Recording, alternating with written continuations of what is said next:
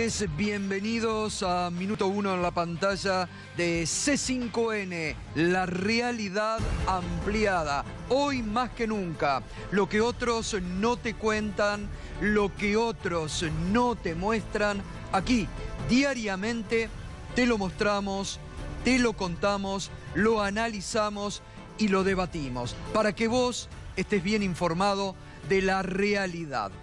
Y hoy tenemos muchos temas. Enseguida va a estar aquí con nosotros el ex ministro de Economía, Axel Kicillof, para hablar sobre la presentación del ministro de Finanzas, Luis Caputo, en la Cámara de Senadores ante diputados y senadores. Y también vamos a estar, Axel Kicillof, en vivo para hablar, ¿no? No solamente para hablar de esta offshore que tenía el ministro en el exterior, sino también para hablar del endeudamiento que lleva adelante Luis Caputo y que hoy sostuvo ante los legisladores que era una forma diferente, que era un endeudamiento diferente. Es decir, ahora te quieren naturalizar que endeudarse está bien y que no va a costar nada en el futuro de la República Argentina. Y también esta noche te vamos a mostrar, como todos los días te hacemos, que te mostramos los datos de la realidad, cómo mientras en el interior de la Cámara del Congreso Nacional funcionó, afuera se vivía la realidad. En la Plaza de los Dos Congresos hoy se mostró lo que ha comenzado a surgir con fuerza en muchos partidos de la provincia de Buenos Aires, el trueque. Hoy canjeaban ropa por comida en la Plaza de los Dos Congresos, frente al Parlamento Nacional. Vuelve el trueque a la Argentina. Los carteles decían, canjeamos ropa por comida. Esto que hoy se trató de mostrar, ahí está. Cambiamos ropa por alimentos. Se canjea por alimento. Esto que hoy se mostró así, para que muchos lo tomen, es lo que se vive en muchos partidos de la provincia de Buenos Aires del conurbano desde hace ya varios meses, donde la gente cambia algo, una zapatilla, ropa, por comida, y así subsisten. Estamos mostrando en estos días los vecinos de Exaltación de la Cruz, de Saladillo. Hoy en la ciudad de Pergamino se ha declarado la emergencia comercial. La emergencia comercial en la ciudad de Pergamino. ¿Qué significa esto? Una ciudad que básicamente, además de vivir del campo, que vive por los comercios, por la actividad comercial. Muchos de ellos están en quiebra, producto de las altas tarifas, de los impuestos, de los alquileres. Y así como en algunos partidos, como en Exaltación de la Cruz, se está declarando la emergencia en materia eléctrica, en Pergamino se ha declarado la emergencia comercial. Esta es la realidad que se está viviendo en la República Argentina. Enseguida vamos a ver esas imágenes del trueque realmente impactantes. Pero tenemos la última información sobre lo que está pasando en Brasil. Se juega el futuro político del expresidente Lula, que puede ser, si se lo permiten, nuevamente el próximo presidente, porque todas las encuestas así lo indican. Pedro Brigger, ¿qué es lo que está pasando? O si ya hubo una definición en el Superior Tribunal de Justicia de Brasil. Se está muy cerca de una definición, Gustavo, porque ya votaron 5 de los 11 jueces, 4 en contra de Lula. Se esperaba el voto de la jurista Rosa Weber, que podía tal vez inclinar la balanza a favor de Lula. Votó en contra de Lula da Silva. Entraron en receso, va 1-4 en el conteo sobre 11. 2 jueces más que voten en contra de Lula y está a un paso de la cárcel uno de los presidentes más reconocidos en el mundo en el siglo XXI, a punto de ir a la cárcel y uno podría decir a punto de que se cierre ese ciclo que comenzó con el derrocamiento de Dilma Rousseff en agosto del año 2016 y que buscaba meter en la cárcel justamente a Lula da Silva. Enseguidita vamos a escuchar esta mañana en Radio 10, con Pedro le hicimos una nota excelente realmente a la presidenta del Partido de los Trabajadores, del partido de Lula, que hoy contó cómo la televisión, la principal red de televisión de Brasil, O Globo, anoche en uno de los principales noticieros de O Globo, escrachaba uno por uno a los jueces del Superior Tribunal de Justicia, dándoles prácticamente la orden que tenían que votar en contra de Lula.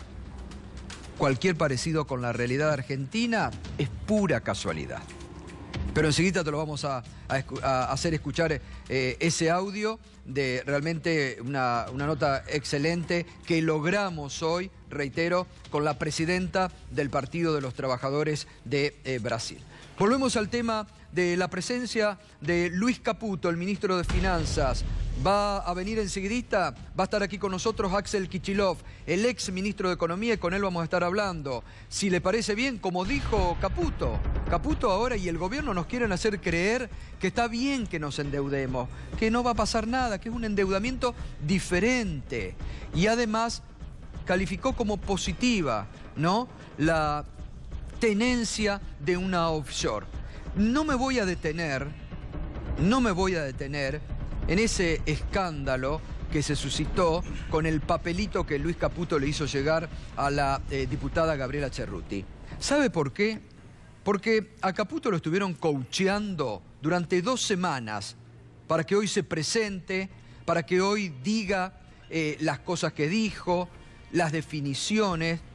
Y sinceramente, creo que hasta el tema del papelito estuvo coacheado y que lamentablemente la diputada Cerruti pisó el palito y se armó un escándalo innecesario, porque la diputada Cerruti tiene elementos, es una investigadora, tiene elementos como para haberle preguntado sobre lo que había que preguntarle a Caputo y no armar el escándalo que se armó, reitero, innecesario, en una sesión donde era otro lo que había que preguntarle a Caputo.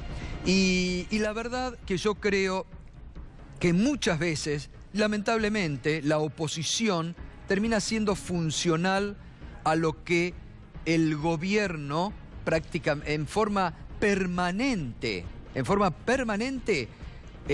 se preparan las estrategias. Reitero, lo estuvieron coacheando durante 2 semanas a Luis Caputo para que vaya hoy. Seguramente eso estaba preparado.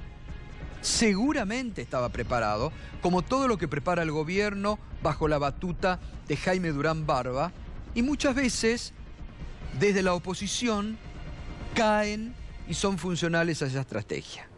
Reitero, la diputada Cerruti tiene muchos más elementos para enfrentar al ministro Caputo y no enfrentarlo por un papelito que le pasó en la sesión. Lo que sí fue bochornoso, la forma en que se levantó la sesión.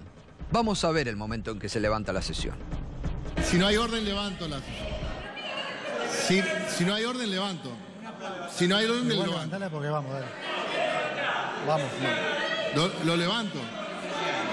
Vamos, porque igual yo ya estoy muerto. Bueno, el ministro pide levantar. Que es un papelón. Pero papelón del ministro y papelón del senador Mayans, el presidente, que bajo la orden de Caputo, porque el que se levanta y se va es Caputo, y se levantala igual porque estoy muerto. Por favor, esto es lo grave. Es un senador de la oposición, el senador Mayans, ¿no? Del Partido Justicialista. Partido Justicialista, ¿no? Sí. De Formosa, creo que es. Igual funcional. ¿Cómo? Votó la quita a los jubilados en el Congreso. Pero este es el bochorno, ¿se da cuenta? Es del bloque. Esto es el bochorno y no el papelito. Que el senador Mayans, del Partido Justicialista, se deja mandar por un ministro que es invitado, que no es el dueño de casa. Es decir, por favor veamos, porque este es el verdadero papelón de la jornada. Mírelo. Si no hay orden, levanto las. Si no hay orden, levanto. Si no hay orden, Igual levanto. levantala porque vamos, dale. Vamos. Lo levanto. Vamos, porque igual yo ya estoy muerto. Bueno, el ministro pide levantar. Bochornoso. Lo del senador Mayans, bochornoso. Funcional a la estrategia del gobierno y de Caputo. Esta es la oposición que hoy está en la República Argentina. Senador Mayans, del Partido Justicialista. Igual levantala, le dijo, porque yo ya estoy muerto. Un ministro que tiene que dar explicaciones las horas que sean necesarias a los legisladores.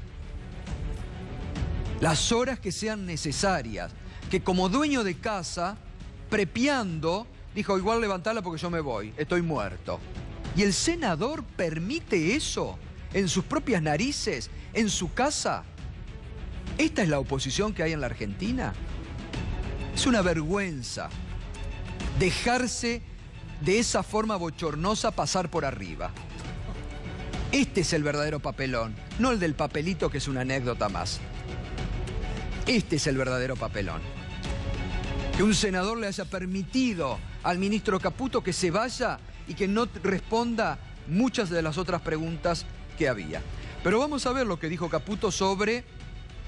Recordemos, quiero recordarle a ustedes, que el tema de las offshore fue una investigación de los Paradise Papers que integraron periodistas, entre ellos Emilia Delfino, de Perfil, del diario Perfil, que fueron los que descubrieron, mostraron la documentación, la empresa Noctua, que según la SEC norteamericana, lo tiene como accionista y jefe de accionistas a Caputo. Caputo dijo hoy lo contrario. Vamos a ver lo que dijo Caputo. Aclaro que el tema de las offshore no es delito. También preguntaba Axel si el tema de las offshore es un delito. No, claramente no es. El único tema es tenerlas declaradas. Piensen en una offshore como si fuera una caja de seguridad. O sea, lo que uno tiene adentro de la caja de seguridad lo puede tener declarado o no. Eso no convierte a las cajas de seguridad en malas. Primero, no tengo ya nada que ver con esa empresa. Segundo, tengo todo bien declarado. Tengo todo bien declarado en la OA, en la FIP, en todos lados. Con respecto a ese reporte de la SEC, es un reporte de una tenencia accionaria nominal. Sí, yo era un tenedor fiduciario de eso. ¿Qué quiere decir un tenedor fiduciario? Alguien que tiene algo en confianza de otra persona. Fiduciario viene de fiducia, de confianza. Ahora, no tengo que tenerlo declarado eso porque eso no me convierte en propietario. Esa tenencia no es mía, es simplemente una tenencia fiduciaria, está declarada y no correspondía que yo la declarara. A ver, vuelvo al trabajo de nuestros colegas, los de los Paradise Papers. En eso, la documentación que se mostró, Caputo aparece como controlante, como accionista, nunca como fiduciario, como él explicó hoy o como él intentó explicar. Aparece como fundador de la empresa Noctua, dueño indirecto y accionista indirecto de la gerenciadora Noctua. Reitero, la SEC, que es la Comisión de Valores de los Estados Unidos, que fue la que descubrió cuando él acá decía que no lo tenía, y la SEC dijo no, la Noctua aparece todo esto, lo da como accionista al ministro Caputo. Quiere decir, según lo que dijo hoy Emilia Delfino, que integra el comité de los Paradise Papers, Caputo mintió, les mintió a los legisladores. Por eso nos puede acompañar con el hashtag El Testaferro. Porque realmente si él dice que prestó el nombre, que eran de tercero las acciones, que eran de otros, ¿esto cómo se entiende, Fernando? Ya, en primer término, Caputo hace referencia a una comparación entre las offshore y las cajas de seguridad. está claro que cuando uno utiliza una caja de seguridad para guardar valores nominales, no joyas, sino billetes, lo que está haciendo es escondiéndolo de alguien. Cuando alguien utiliza un offshore, claramente lo está escondiendo de alguien, y ese es el primer tema. A lo que se refiere Caputo es que la empresa Noctua actuaba como fiduciario de otros. Bueno, que cuente quiénes son los que tenían el fondo dentro de Claro, ahí lo que le faltó explicar de quién era. Claro, porque claramente Caputo lo que dice es, bueno, yo le estaba manejando la plata a los amigos. Bueno, ¿quiénes son los amigos de Caputo que le depositaron tanta confianza para manejar la plata? En los paraísos fiscales, donde se permite montar las offshore, también existen estas empresas que son fiduciarias.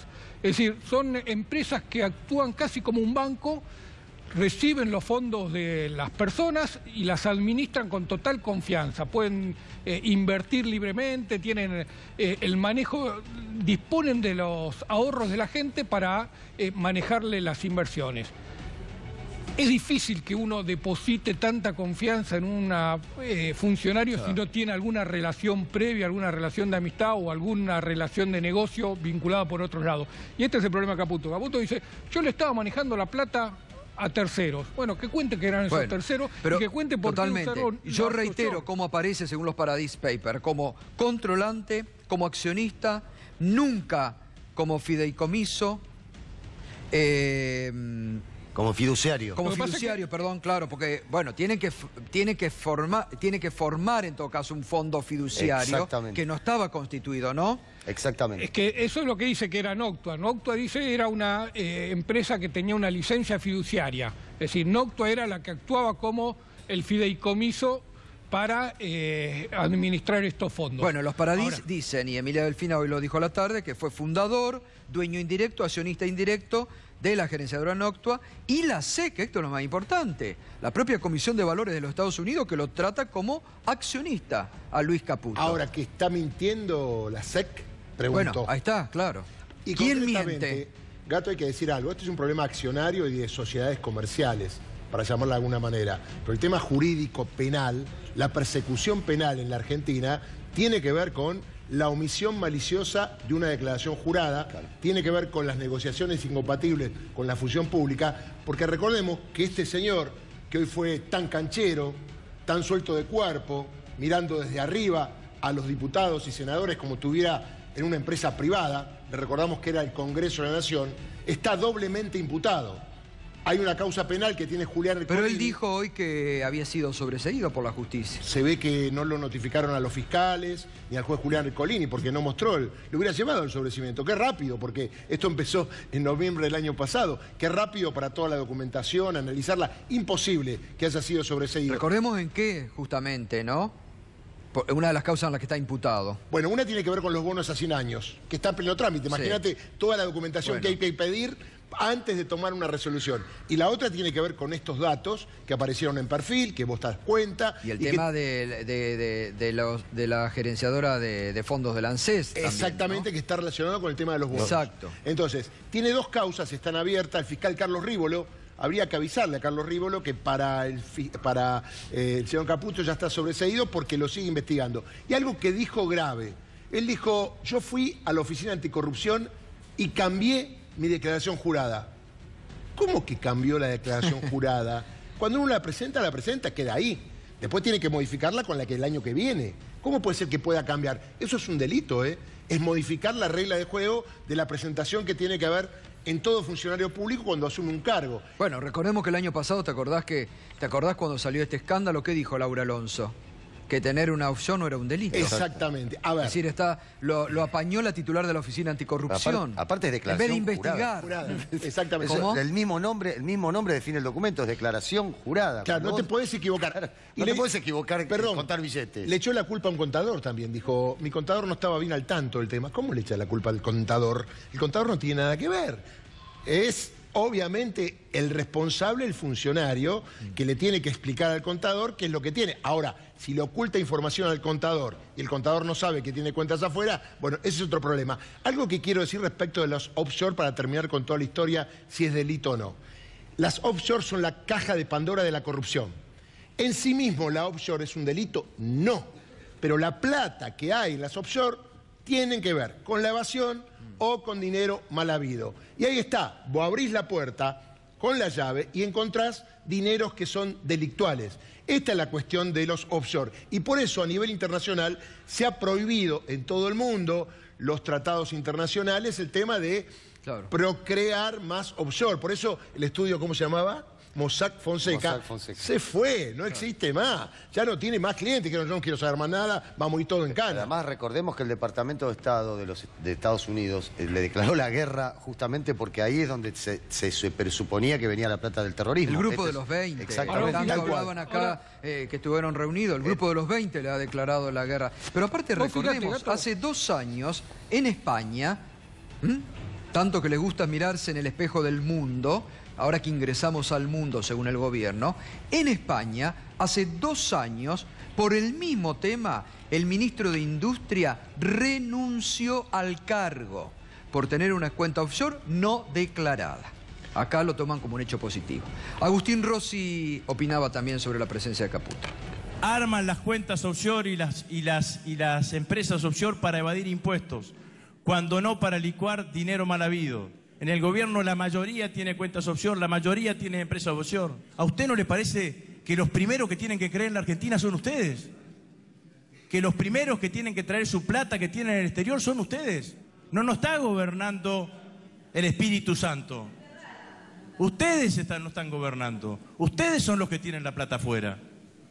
Ustedes son los que tienen la plata y que nos dicen a todos los argentinos, mientras te aumentan el 40% de la tarifa de gas, no la voy a traer. ¿Por qué? Porque no confío en el país. En la información que le da la SEC, que a la cual no acusará de kirchnerista, la SEC no dice que usted era fiduciario.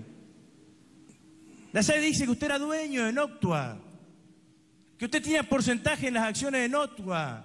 Y después conocimos a través de una investigación periodística del diario Perfil y del diario La Nación, que consiguen esta información en la SEC, que usted era dueño.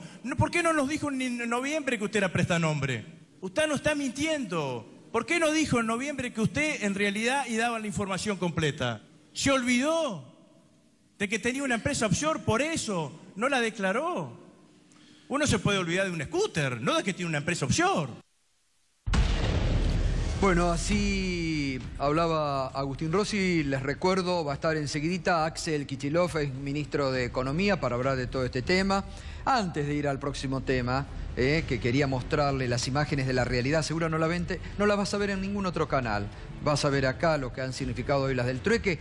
Quiero, por favor, que repitamos lo que ha sido el verdadero papelón de hoy. Como un senador que se dice que es de la oposición le permite a Caputo que se vaya, como Juan por su casa, que él decida el momento en que terminaba la sesión, cuando él era el invitado, él era el interpelado, él era el que debía responder, y como un senador, Mayan, del PJ, le permite que se levante y se vaya. Mire. Si no hay orden, levanto la sesión. Si no hay orden, levanto. Si no hay orden, levanto. Levantala porque vamos, dale. Vamos. Lo levanto. Vamos, porque igual yo ya estoy muerto. Bueno, el ministro pide levantar. Este es el desprecio que se tiene por las instituciones de la República. Este es un desprecio a las instituciones. Y lamentable que un senador le haya permitido al ministro Caputo este desprecio por las instituciones. Levantala, igual levantala porque yo me voy, estoy muerto. El ministro tiene que dar las explicaciones a todos los legisladores. Sean 4, 5, 10, 13, 15 horas. Las tiene que dar ahí sentado. La verdad, un bochorno, un desprecio por las instituciones. El mismo desprecio que ha tenido el secretario de Hacienda de la Municipalidad de Saladillo. Anoche lo contaron acá los vecinos que se fueron a quejar.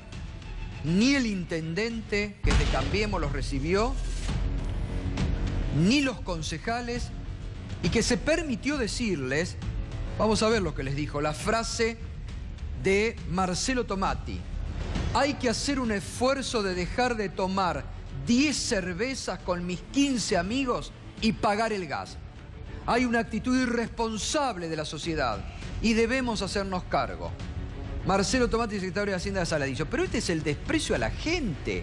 ¿Cómo le vas a decir vos a un vecino que te votó que no puede pagar hoy la tarifa de gas?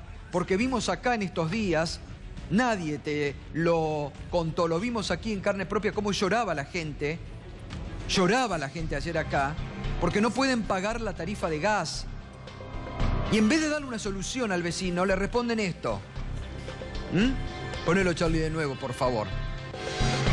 Hay que hacer un esfuerzo. Deja de tomar 10 cervezas con tus 15 amigos y pagá el gas. Hay una actitud irresponsable en la sociedad y debemos hacernos cargo. Fíjense que tienen todo el mismo manual. ¿Qué decía el exministro Alfonso Pratgay cuando justificaba los primeros tarifazos del gobierno? Recordémoslo. Asusta cuando decís en porcentaje cuándo va a subir, cuánto va a subir, ¿viste? Pero puede pasar que hay una factura que pagaba, no sé, 150 pesos y ahora pasa a pagar, no sé, 350 pesos, ¿viste? Está bien, son 200 pesos, pero 200 pesos son 2 taxis, ¿viste? Sí. Eso también es lo que hay que entender. O 2 pizzas. 2 pizzas, ¿viste? Creo que esa es la discusión que hay que tener. 10 pizzas por ahí. 2 pizzas, 2 taxis, ¿qué le hace? Dejé de comer salmón y ahora como mortadela. Estas son las explicaciones que dan los funcionarios de Cambiemos cuando la gente no puede pagar una tarifa. Es la insensibilidad al máximo. Este funcionario, ya debería renunciar e irse a su casa, porque no le puede responder a un vecino que no sabe cómo va a pagar la tarifa. No le puede responder, deja de tomar cerveza con tus amigos y juntá la guita para pagar la tarifa del gas. Es decir, no podés, ni tenés ya el derecho a tomar una cerveza. Porque lo que te están admitiendo es eso, que únicamente les importa juntar para las empresas que seguramente serán de sus amigos. Es decir, vos ya no tenés derecho a tomar una cerveza, no tenés derecho a ir al cine.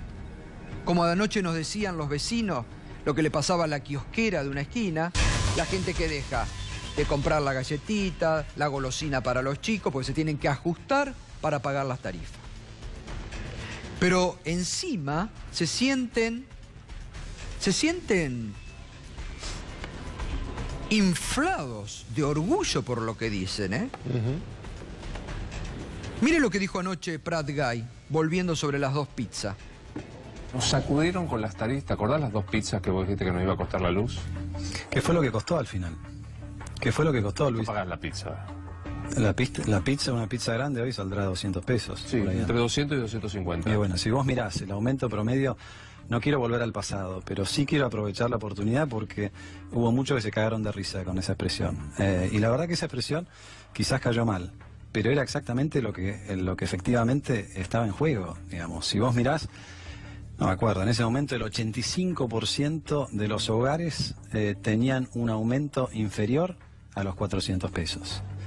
Entonces, una cosa es la realidad, otra cosa es la percepción, ¿no? Y si querés, lo que falta a veces es entrar en una sintonía más directa con la situación de los que todavía no ven la mejora. Siguen defendiendo lo indefendible y juegan, lo peor, con la comida de la gente. Porque dicen, bueno, ¿qué son? 2 pizzas. Deja de tomar una cerveza. Pero no son 2 pizzas, Gustavo. No, ya son mucho más. Son 10. Ya son más, claro. 3 lucas, calculá. Sí, exactamente. Y no son 10 cervezas. Tampoco. Salvo que en Saladillo la cerveza salga, no sé. No alcanza, si dejas de tomar la cerveza, igual no te alcanza para pagar el gas, por ejemplo. Ahora hay un concepto interesante, el de percepción de la realidad. Claro. Vos podés percibir un montón de cuestiones. Ahora, cuando hablas de billetes, no es una cuestión de percepción. No, ¿Los tenés, hay que ponerlo. ¿Los tenés o no los tenés? Claro. No, bueno, no, ahí no percibís nada. Finalmente, lo que tanto le criticaban en su momento, ¿quién? Aníbal Fernández. Cuando la percepción de la violencia, era la percepción. La sensación de inseguridad. La sensación de inseguridad, bueno, la percepción de violencia, exactamente. Bueno, pero fíjese por dónde pasa hoy la realidad cuando yo se lo digo acá, y que no quiero entrar en falsos debates sino mostrarles la realidad. Mientras esto pasaba hoy en el interior del Congreso, mire lo que pasaba afuera. lo que expusieron distintos vecinos con estas imágenes. Miren, el trueque en su máxima expresión. Vuelven los clubes de trueque. Canjeamos ropa por comida.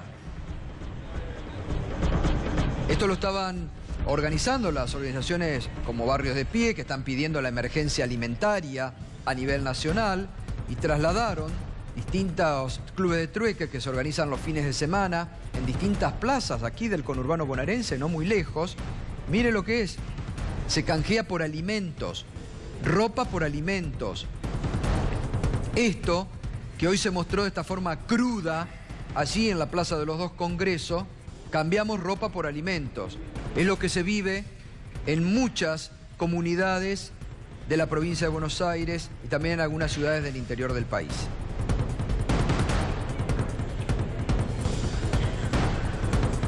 Allí, frente al Congreso de la Nación. El trueque, producto de la crisis que viven muchas familias y muchos sectores. Ya está Axel Kicillof, el ex ministro de Economía, actual diputado nacional. Enseguida vamos a estar hablando con él sobre la presencia de Luis Caputo y las explicaciones, no solamente que dio sobre su cuenta offshore, sino también sobre el endeudamiento que para Caputo dijo es bueno. Es de otra forma estamos endeudando el país. Seguramente parece que hay endeudamientos buenos y endeudamientos malos. Antes de pasar al otro tema, Pedro, ¿qué está pasando con Lula en Brasil? Es la noticia internacional del momento. Volvieron del receso y tiene que votar el jurista Luis Lux y todos suponen que va a votar en contra de Lula. Reitero, el voto que estaba en duda de los 11 para inclinar la balanza era de la jurista Rosa Weber, que votó en contra de Lula. Por eso todo hace pensar que efectivamente se va a llegar a 6 contra 5 en contra de Lula y que esto implicaría su prisión. ¿Inmediata? No queda claro. Hay todo un proceso, algunos por supuesto quieren que vaya a la cárcel de manera inmediata. Esto todavía no queda claro, pero primero hay que finalizar con la votación, hay que llegar a ese número 6. Por ahora son 4 contra 1 en contra del presidente Lula da Silva. Recordemos que las presiones en estas últimas 48 horas han sido fuertísimas. Ayer lo decíamos, incluso con la intervención de militares, generales retirados y en ejercicio. Y ayer a la noche, después de minuto 1, tuiteó el comandante en jefe de las Fuerzas Armadas.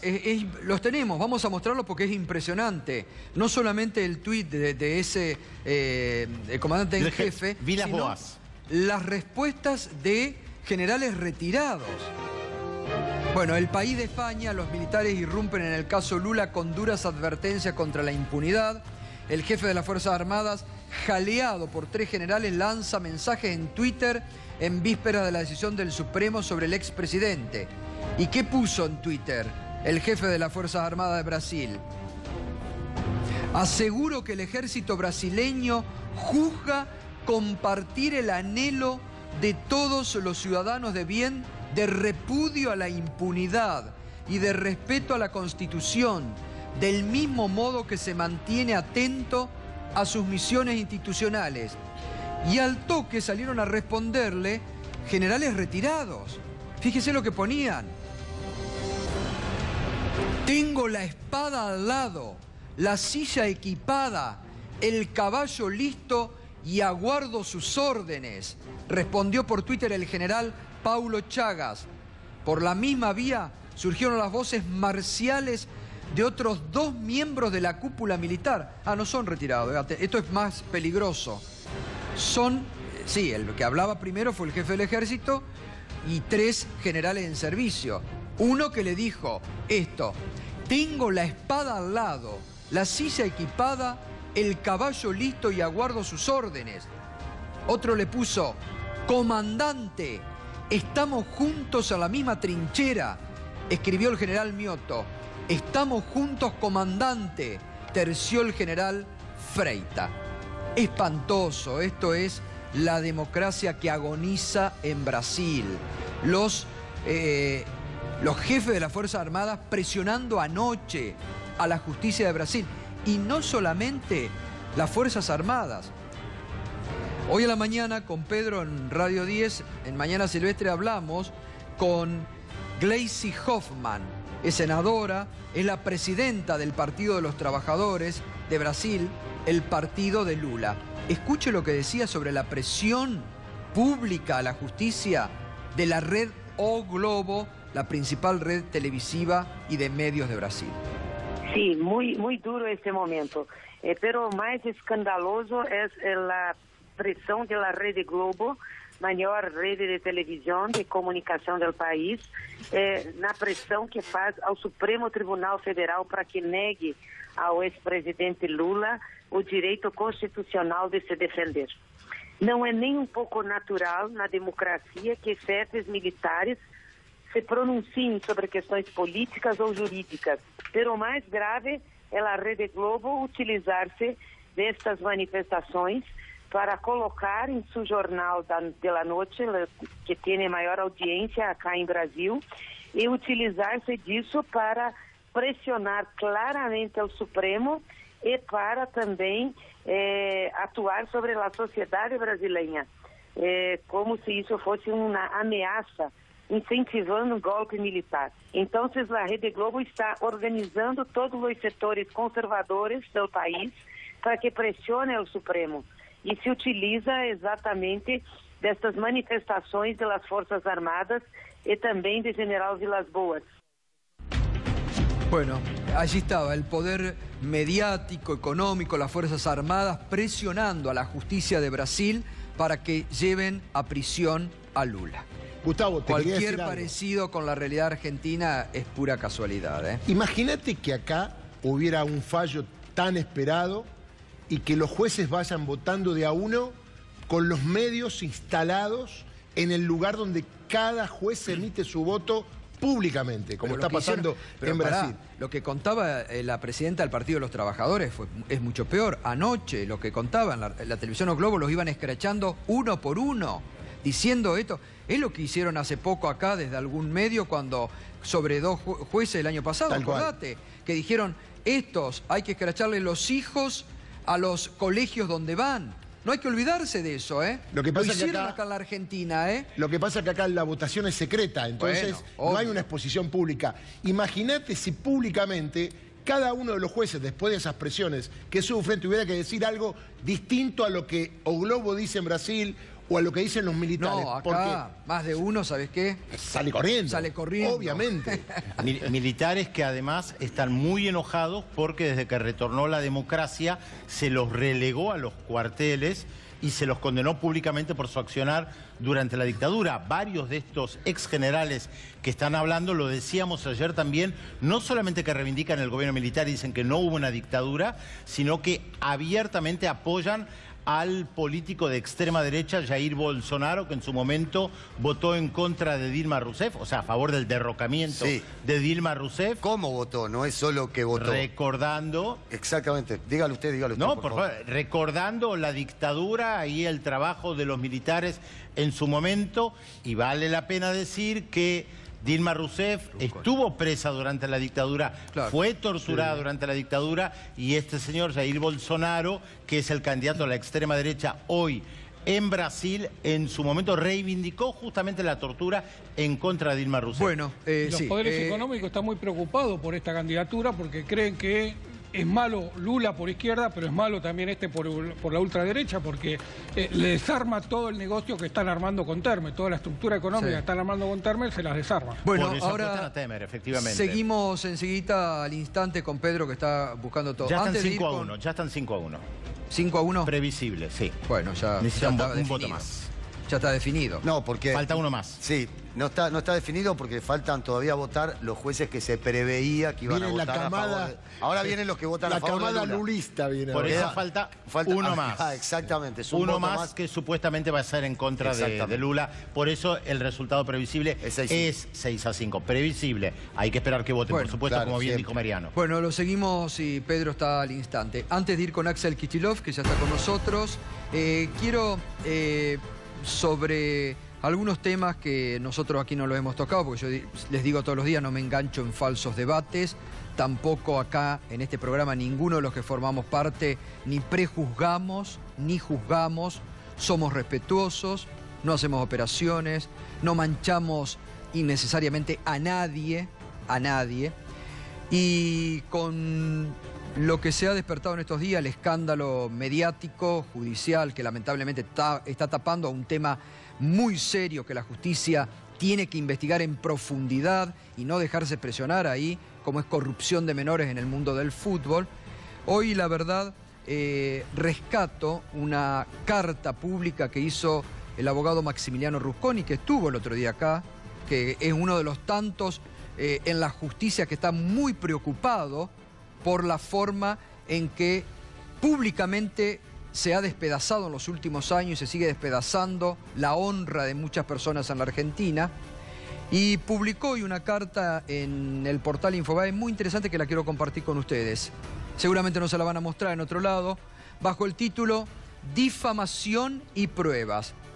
Todo el mundo habla en los últimos días de un programa de televisión en el cual se almuerza, en el que se habría difamado a un conjunto de personas, periodistas, actores y otros sujetos muy conocidos, vinculándolas sin pruebas con casos de pedofilia y acoso sexual de menores.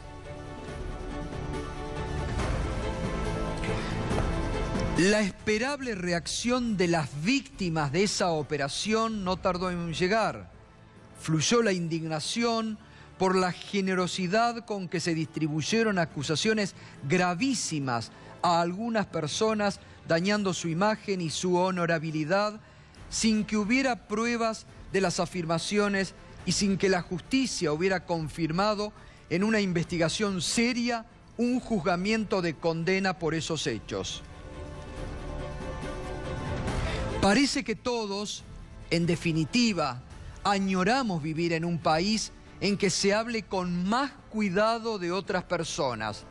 Un país en el que los que tienen la enorme responsabilidad de emitir opinión desde un medio de comunicación de alto impacto social, respeten los tiempos judiciales y sobre todo aquellos principios que rigen al sistema penal, asegurando, por ejemplo, que solo es culpable aquel que ha recibido una sentencia de condena firme que consolida esa responsabilidad. Pero también parece que vemos el problema exclusivamente cuando vivimos en carne propia como víctimas esa lamentable situación. Somos incapaces de ver lo lesivo de un comportamiento social cuando el afectado es otro, no nosotros mismos. La verdad es que un país consolida la calidad de vida republicana cuando defendemos se borró acá, cuando defendemos los principios con la misma fuerza cuando nos toca ser afectados como cuando el afectado es otra persona. A diario vemos como personas de ideologías distintas a la actualmente dominante son destrozadas sin miramiento y sin ninguna prueba y o sentencia judicial que lo explique o justifica, pero nadie protesta. A diario vemos como personas de ideologías distintas a la actualmente dominante son destrozadas sin miramiento y sin ninguna prueba y o sentencia judicial que lo explique o justifique, pero nadie protesta. Esta es la carta que hoy el doctor Maximiliano Rusconi publicó, que me parece muy acertada, sobre todo para reflexionar. Y sobre todo para reflexionar, como lo hemos dicho en estos días, primero no prejuzgando, no juzgando, no condenando anticipadamente, no destrozando la honra de nadie, porque el principio básico indica que toda persona es inocente hasta que se demuestre lo contrario. Gustavo, y eso corre para todos, para todos igual. Hay antecedentes y nadie salió a decir nada. Sebastián Casanelo, ustedes recuerdan que fue a Olivos, tenía la causa de Lázaro Báez. Ahora decían que fue Olivos. Exactamente. Decían que fue Olivos. Obviamente los dos que dijeron están procesados y van a juicio oral por falso testimonio. Bueno, acá tenemos al exministro, la tapa de Clarín, un día dijo que cobraba 400.000 pesos por mes y después nadie salió a decirlo. Y sin embargo eso quedó. No le dieron el derecho a réplica. Como un montón, por eso reivindico, yo puse en Twitter, aguante el principio de inocencia, aún para aquellos que en su momento se olvidaron de él. Exactamente. Axel Kicillof, buenas noches. Buenas noches. ¿Cómo está? ¿Qué le dejó el paso del ministro Caputo por la Cámara de Diputados? Mira, varias certezas y algunas sensaciones. Primero, en respeto al principio de inocencia, no voy a dedicarme yo a condenarlo a Caputo. Ahora lo que sí sé es que mintió, y varias veces. Y eso me parece que es un hecho público. Y ahí se está ocultando algo y tendrá que determinar la justicia. Pero él empezó diciendo, porque volvamos para atrás, noviembre nos enteramos por Paradise Paper que figura Caputo teniendo una sociedad que no había declarado, nunca había hablado, era invisible para los argentinos. Como todas esas sociedades offshore, porque lo que está en el mundo offshore es para evadir, es para fugar, es para esconder. Nadie puede decir que tiene otro objetivo abrir una sociedad offshore. Le aparece una, que dice él, error, yo nunca la tuve, no fui dueño, no tengo nada que ver, por eso no la declaré. En febrero, otra investigación del equipo de Paradise Papers, ahí Alconadamón, etcétera, revelan que no obtuvo la sociedad que Caputo era dueño en la SEC, o sea, en la Bolsa de Valores de Estados Unidos, dice mi dueño es Caputo. La empresa dice mi dueño es Caputo. O sea, o bien mintió Caputo, o bien le mintió la empresa a la SEC, o bien nos mintió a todos la SEC, y la SEC es un órgano del kirchnerismo internacional. Lo cual dudo. Conclusión. Ante esta novedad, lo que dijo Caputo persistió, bueno, yo no tengo nada que ver. En el medio hay una actitud muy rara, muy estrafalaria y muy reprochable de Laura Alonso, que le pide rectificaciones todo el tiempo a Caputo. Lo que con los funcionarios del gobierno anterior era ningún miramiento, bueno, rectificación, rectificación.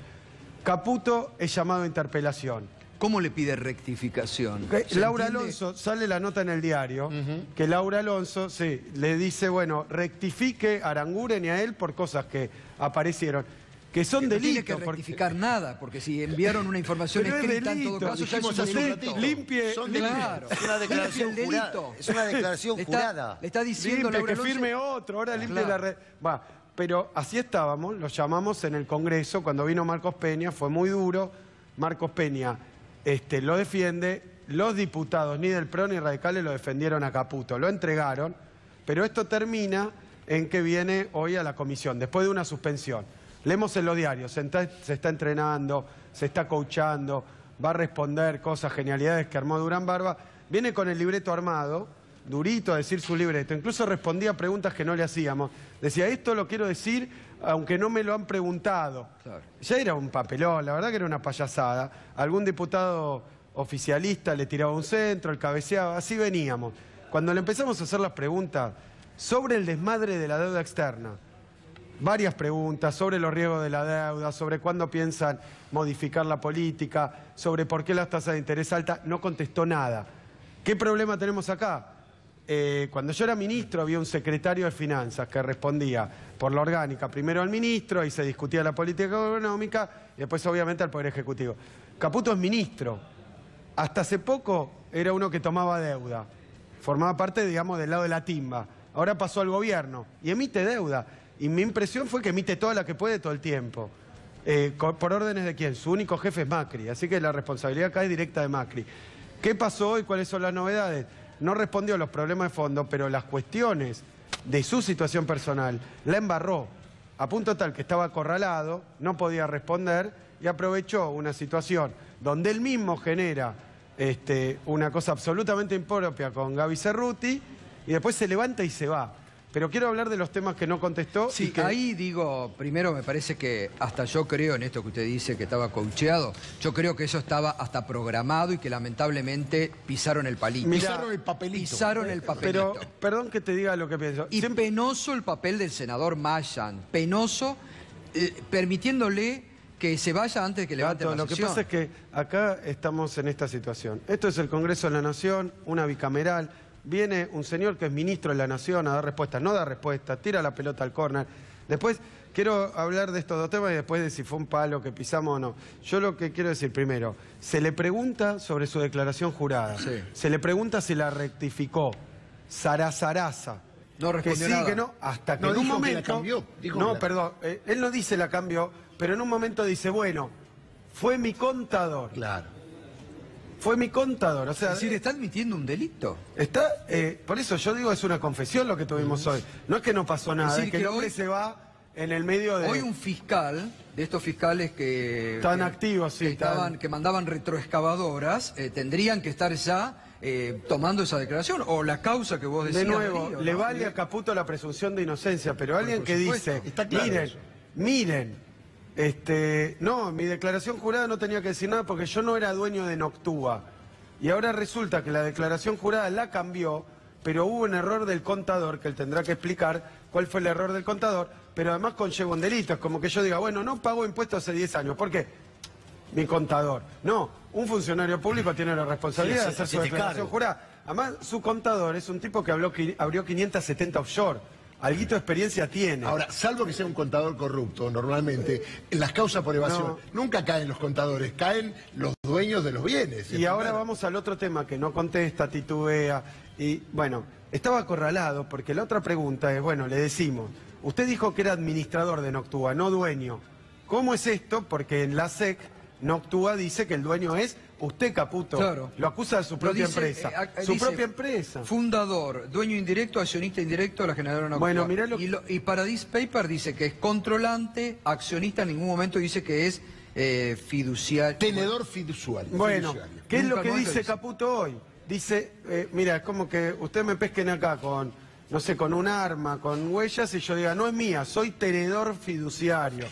Primero digo, no la tengo, no tiene nada que ver, no está en mi casa. Si usted la encuentra, dice, soy tenedor, porque se la encontramos a la offshore, se la declaró la propia Noctua, que era de él, y dice, soy tenedor fiduciario, que es una figura que, bueno, que ahora estamos estudiando, porque es un invento, pero a lo que suena es que las acciones, que en estas empresas, y quiero hablar un poco de los paraísos fiscales, que son en realidad, la traducción correcta, son cuevas o guaridas fiscales, es donde se esconden los que no pueden mostrar o los que no quieren pagar. Nadie que esté limpio de culpa y cargo va a abrir una empresa offshore. Pero ¿cómo está el tema acá? Las empresas estas tienen acciones al portador. Si las tenés vos, son tuyas. O sea que lo que dijo Noctua es las tiene Caputo, son de él. Ahora él dice, no, yo las tenía, pero era un tenedor fiduciario personal. O sea, alguien me las dio. Tiene otro dueño, pero las tenía yo. Mira, no cierra, pero ni con una pico del oro cierra esto. Entonces yo lo que digo acá es que va a tener que aclarar estas cuestiones, pero está el fondo del asunto. El fondo del asunto es que el que está emitiendo deuda argentina resulta que sí era dueño, y la ley de ética pública dice que los 3 años anteriores no puede tener contacto con empresas sobre las que él va a regular. O sea que ahí hay un problema. Y estos están, como siempre, tener un offshore, y bueno, como tener una corbata. Claro. No haberla declarado, y bueno, no importa. Si yo era dueño o era timbero hasta anteayer y ahora emito, ¿qué importa si yo ahora soy funcionario público? Pero en todos los países del mundo, el tipo que hasta ayer estaba de un lado del mostrador, no puede estar prohibido que pase al otro. Y lo hace el Estado, y lo hacen las leyes, y lo hace nuestra ley, porque es un riesgo, porque él conoce a todos los que le está dando el negocio hoy. Entonces nuestra preocupación es, emitió 200.000 millones de dólares de deuda. Él y Macri batieron el récord argentino de emisión de deuda. Nunca se emitió tanta deuda en tan poco tiempo, y tanta deuda me parece que tampoco.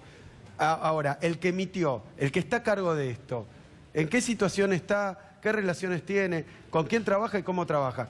Si ahí tenemos a la Madre Teresa de Calcuta, bueno, no hay problema, pero acá da la impresión que esta irresponsabilidad de la emisión de deuda, que ya le llama la atención a todos los bloques políticos, a todos los analistas, a todo el mundo, bueno, está en manos de alguien que no puede explicar ni por qué emite deuda, ni cuál era su condición antes de esto. Y hay un dato, Noctua compró el bono que emitió él.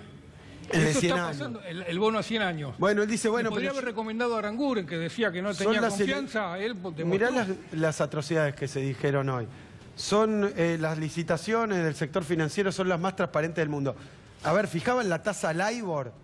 5 tipos en una oficina, es un escándalo mundial. se cayó el sistema financiero internacional por lo que hacían con las hipotecas offshore. Pero no, el sistema financiero internacional, vos dormís sin frazada, nosotros te vamos a cuidar la guita.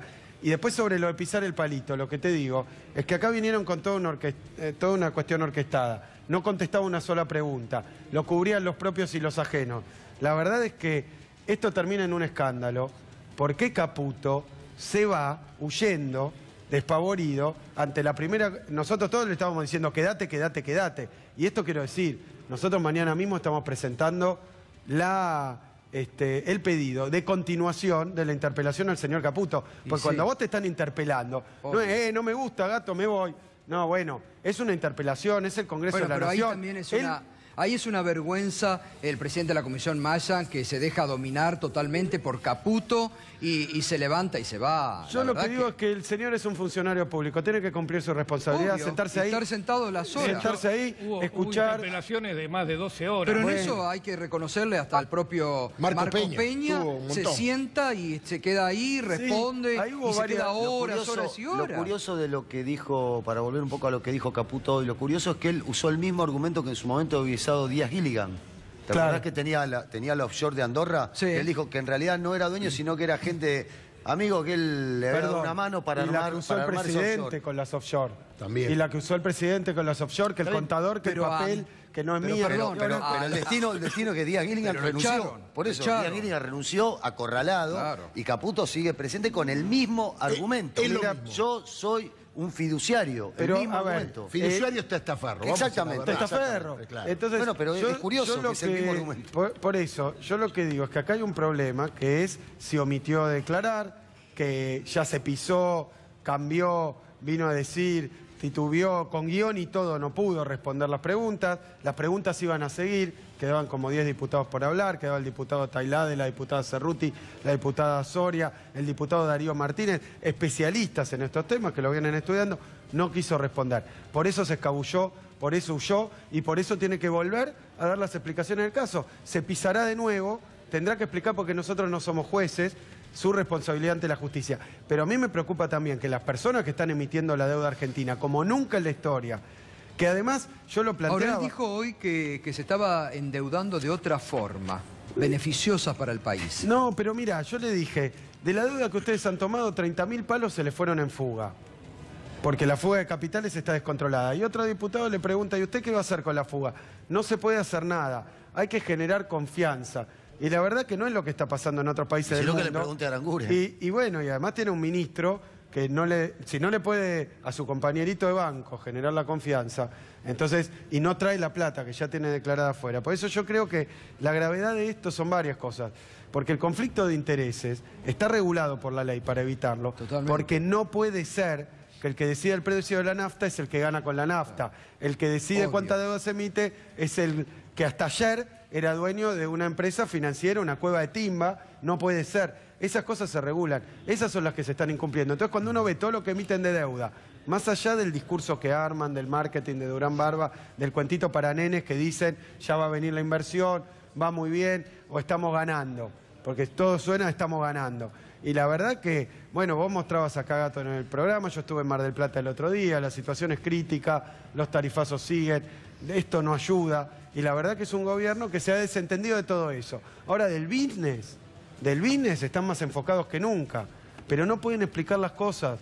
Entonces, la doble vara de la que vos tanto hablás, hoy el ministro Caputo, como Gilligan, pero además como en todo lado del mundo, cuando saltó uno en Panama Papers, cuando saltó uno en Paradise Papers, renunció él. Bueno, lo recordábamos. Hace 2 años el ministro de Industria de España. El primer ministro de Islandia, gente en la AFA, es mucho. ¿Pero por qué? Pero acá no hay todo un, digamos, no hay un entramado offshore que ha salido de la familia pero presidencial. Han hecho escándalo con el gobierno anterior, con todo tipo de cosas, han ido a excavar y no encontraron nada. Todo eso le dan horas y horas de televisión.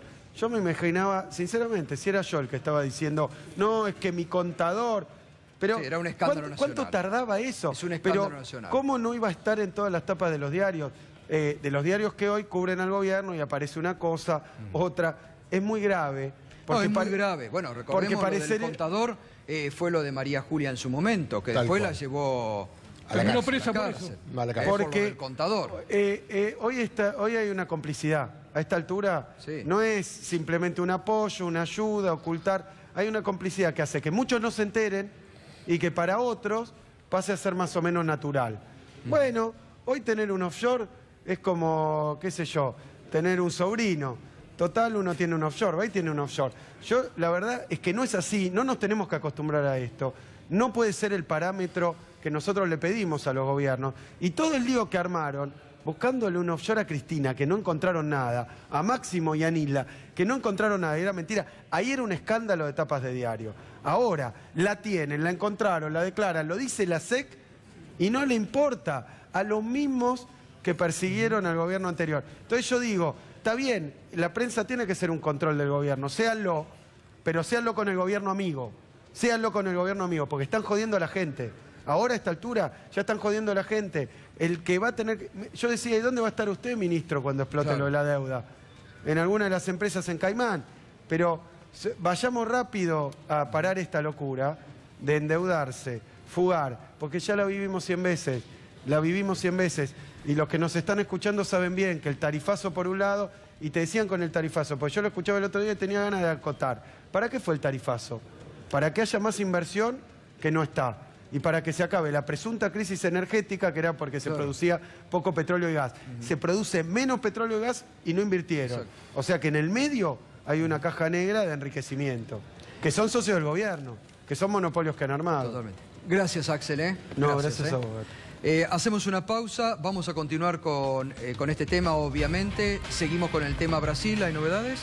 No, siguen 5-1 en contra de Lula da Silva. Ahora se esperan los votos de aquellos que van a votar a favor de Lula da Silva y después definiría la presidenta del tribunal, Carmen Lucía, que todos piensan que va a votar en contra de Lula. Muy bien, pausa. Continuamos enseguidita con el paso de Caputo, el ministro de Finanzas Luis Caputo, por la Cámara de Diputados.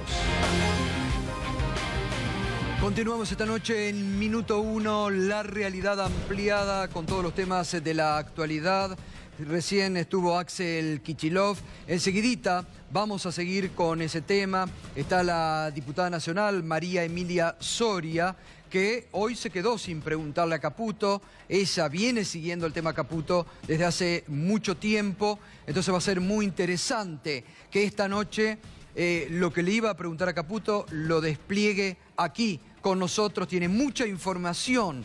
Lo que decía recién Axel Kicillof, Caputo mintió en el Congreso de la Nación. Fue la confesión de Caputo, porque admitió que había rectificado su declaración ante la Oficina Anticorrupción.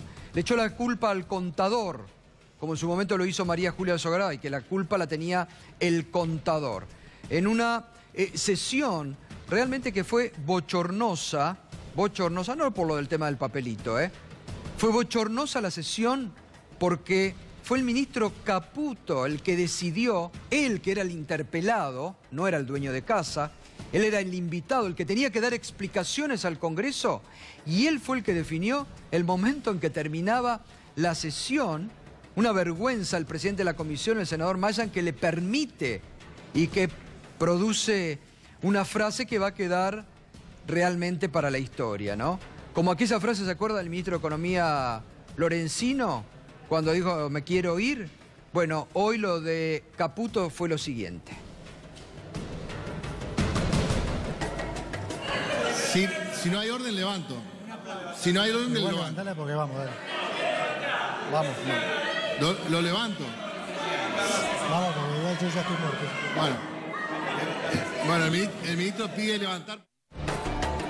Bueno, un verdadero bochorno, un desprecio a las instituciones de la República por parte de un ministro del Poder Ejecutivo. Igual levantala porque yo ya estoy muerto. Igual levantala porque yo ya estoy muerto. Esto es de gravedad institucional. Un ministro que en estos términos se refiere al Congreso de la Nación. Aquí también es donde muchos legisladores de la oposición, aquellos que yo digo de la oposición ambigua, que le vienen sosteniendo, votando al gobierno, se tienen que dar cuenta el desprecio con el que son tratados en su propia casa. Porque reitero, lo del papelito fue anecdótico. El papelón institucional es que el que estaba invitado, el interpelado, defina el momento y la frase. Miren con el desprecio que trata a la institución Congreso. Póngalo de nuevo, por favor. Si no hay orden, levanto la sesión. Si no hay orden, levanto. Si no hay orden, levanto. Levantala porque vamos, dale. Vamos. Lo levanto. Vamos, porque igual yo ya estoy muerto. Bueno, el ministro pide levantar. Yo ya estoy muerto, igual levantala, como un patroncito, como que si fuera una reunión de una comisión de una empresa, ¿no? Una reunión de un comité ejecutivo de una empresa. Dale, levantala, porque yo ya estoy muerto, Vamos. 3 veces el ministro le dice a un senador de la Nación, vamos. 3 veces a un senador de la Nación que dice que es un senador de la oposición encima. Una vergüenza.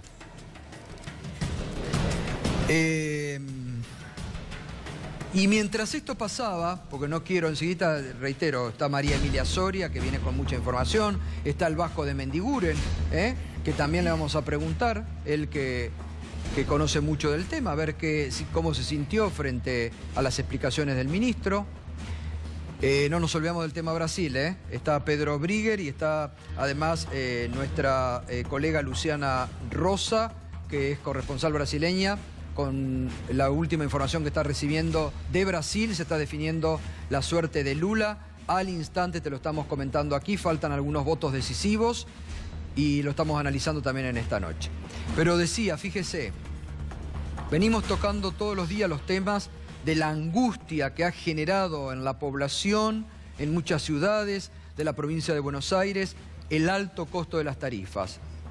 Las boletas impagables que están llegando, que han tenido como respuesta de un funcionario de Cambiemos, esto, vamos a mostrarlo, Charlie, por favor, porque muestra la insensibilidad al máximo. Hay que hacer un esfuerzo. Dejen de tomar 10 cervezas con 15 amigos y paguen el gas. Hay una actitud irresponsable de la sociedad y debemos hacernos cargo. Esto es lo que les dijo el secretario de Hacienda de Saladillo a los vecinos que se autoconvocan y que están desesperados porque no pueden pagar las tarifas. Y otro dato de realidad, lo que pasó hoy en la Plaza de los Dos Congresos, que se mostró allí, en la gran vidriera de la capital, pero que es un hecho recurrente en el conurbano bonaerense todos los fines de semana. Volvió el trueque. Mire, la gente que lleva su ropa y la dice canjeo por comida. Esto es lo que se vio hoy en la Plaza de los Dos Congresos. Esto es la realidad que están viviendo hoy muchos ciudadanos. Frente a respuestas, en su momento fueron, lo mostrábamos antes, lo de Pratgay. ¿Qué te hace un aumento? Son 2 pizzas. O 2 taxis. 2 taxis. La diputada Carrió, que dijo el otro día que ella dejó de comer salmón y que ahora come mortadela. Mucha gente no come ni siquiera un sándwich de mortadela. No puede tomar 1 litro de leche. Porque lo explicaron acá, clarito, no lo estamos inventando nosotros, Pasaron los pobladores de Exaltación de la Cruz, de Saladillo. Están definiendo muchas familias si comen o pagan la boleta. Y esto, fíjese, miren los stands. Estos son el trueque que, reitero, todos los fines de semana esto se ve en alguna plaza del conurbano bonaerense. Canjean ropa por comida. Dígame si esto no es la realidad. Y después hay que el ciudadano que además quiere pagar el impuesto, que labura, porque no están pidiendo planes sociales, Están pidiendo, por favor, que vean cómo se puede pagar una tarifa impagable. 3.000, 6.000 pesos le llegó a una jubilada como vimos el otro día. Comerciantes que están ya a punto de quebrar. Hoy se declaró la emergencia comercial en Pergamino. Emergencia comercial ante el quiebre de comercios porque no pueden pagar tarifas, alquileres, impuestos. Entonces uno se pregunta, ¿a qué situación se va a llegar en la Argentina? La respuesta de los funcionarios era, en su momento, Prat Gay son 2 pizzas. El de Saladillo que les dice a los habitantes, vamos, dejen de tomar cerveza con sus amigos y junten para pagar la tarifa de gas. Porque no tenés derecho, como lo dijo en su momento Javier González Fraga, te la creíste que podías tener acceso a un autito, a un plasma, a irte de vacaciones, te la creíste. Tenés que juntar plata, dejá de tomar cerveza porque tenés que pagar.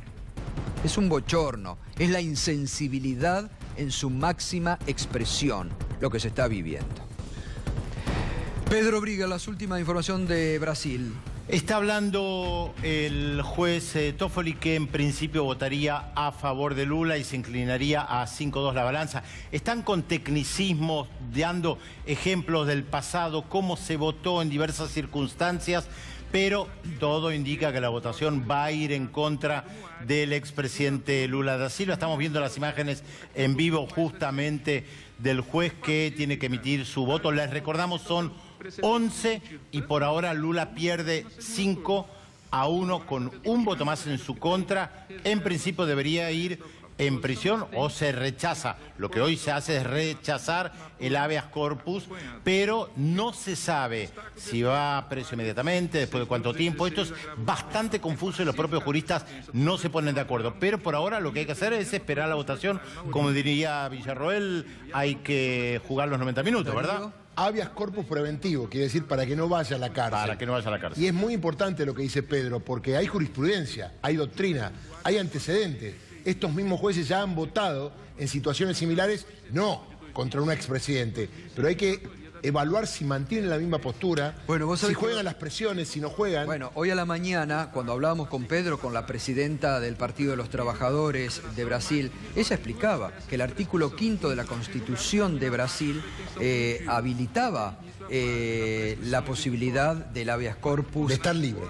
Hasta tanto se confirme. Incluso preso podría pedir su liberación, Luciana, incluso electo. Buenas noches, muy bien. Sí, es cierto. Podría llegar a ser candidato aunque estuviese en la cárcel, porque también tiene hasta agosto para presentar la candidatura. Tal cual. Y ahí hay otra instancia, el Superior Tribunal Electoral, quien juzgaría si Lula puede ser o no el candidato. Y ahí, bueno, es una cuestión de la estrategia del partido también mantenerlo. Hasta podría ser electo y después ir preso. Sí, es bastante compleja la situación. ¿Y vos crees que van a jugar esa carta Lula, los partidarios de Lula, que han dicho que es el único candidato del PT?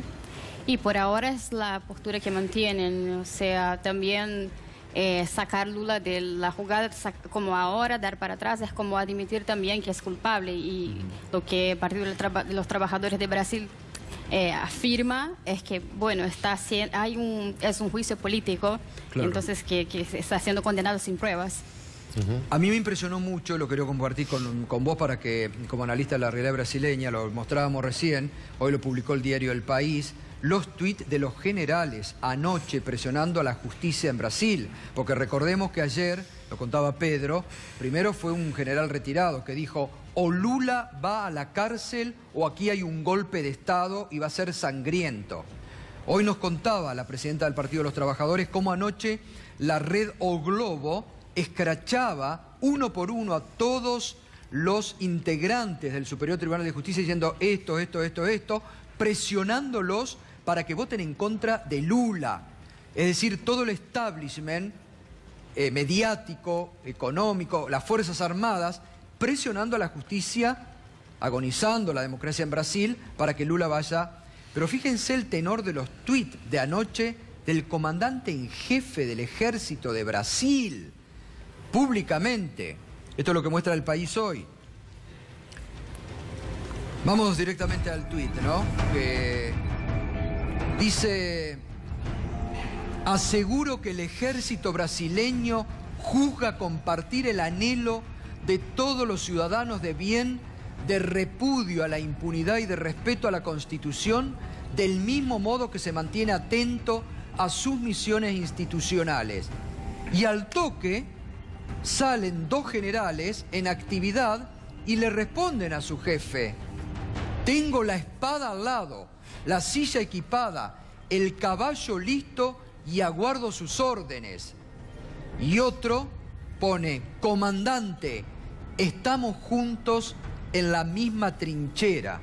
Esto es tremendo realmente. Aparte, hablando de constitucionalidad, Vilas Boas, que es ese general que salió a dar esa declaración en Twitter como si fuese una declaración oficial del ejército, está actuando inconstitucionalmente, porque ahí ese tipo de declaración solo es permitida al jefe de la Armada brasileña, que sería, se entiende, el presidente de la República. Claro. Entonces él está tomando una voz y una autoridad que él no tiene para asegurar al pueblo brasileño que estaría ahí, o sea, para tomar las medidas necesarias en caso de que Lula no fuese, o sea, reciba el permiso del habeas corpus. Entonces, si vamos a hablar de lo que es constitucional y lo que se está discutiendo hoy en Brasil, ese habeas corpus es constitucional o no, bueno, estaríamos en problemas con este señor, ¿no? ¿Y vos crees que se está de alguna forma violando a la propia Constitución? ¿Con cómo puede fallar hoy la justicia bajo esta presión? Y del sistema, desde el punto de vista jurídico, es una interpretación de los ministros, ¿no? Porque también, el pedido de habeas corpus, muchos de los que votaran fueron enfáticos en decir que es una cuestión, si aprueban el habeas corpus, están admitiendo que hubo ilegalidad y abuso de poder por parte del Tribunal Regional de la Cuarta Región, ¿no? Entonces ahí es siempre una cuestión de interpretación. Ya hubieran otros casos que fueran a votación, tanto que Rosa Weber, que era el voto tan esperado, que no se sabía si iba a votar a favor o en contra de Lula, acaba de votar en contra del habeas corpus, y siempre ha votado, o sea, tiene un historial de votar en contra de esos pedidos de habeas corpus. Entonces, ahí es una cuestión misma de la decisión que está en manos de los ministros. Hay un elemento más de la presión mediática que hay que señalar, que gran parte del discurso de los medios de comunicación es que si hoy Lula no va preso, salen de la cárcel todos los corruptos. De una manera muy simplista esto se ha tirado sobre la mesa. Mucha de la gente que va a las calles en contra de Lula cree que es indispensable que Lula vaya a la cárcel para que todos los corruptos continúen en la cárcel. Vamos a escuchar de nuevo lo que decía Gleisi Hoffmann, la presidenta del Partido de los Trabajadores, sobre las presiones que anoche hacían para que Lula vaya a prisión. Sí, muy duro este momento. Pero más escandaloso es la pressão da Rede Globo, maior rede de televisão de comunicação do país, na pressão que faz ao Supremo Tribunal Federal para que negue ao ex-presidente Lula o direito constitucional de se defender. Não é nem um pouco natural na democracia que chefes militares se pronunciem sobre questões políticas ou jurídicas. Pero o mais grave é a Rede Globo utilizar-se destas manifestações para colocar em seu jornal de la noite, que tem maior audiência acá em Brasil, e utilizar-se disso para pressionar claramente o Supremo e para também atuar sobre a sociedade brasileira, como se isso fosse uma ameaça, incentivando um golpe militar. Então, a Rede Globo está organizando todos os setores conservadores do país para que pressione o Supremo. E se utiliza exatamente destas manifestações das Forças Armadas e também de General Vilas Boas. Muy bien, esta es la situación. Pedro, seguimos en un minuto. Te quedas, Luciana, con nosotros, así vamos analizando al minuto lo que va aconteciendo y nos ayudás a entender lo que está pasando. Gustavo, déjame agregar algo, que Amnistía Internacional condenó las presiones a la Corte, refiriéndose a las declaraciones de Vilas Boas, porque amenaza el Estado de Derecho. Y creo que estas declaraciones, en vez de jugar a favor, están jugando en contra.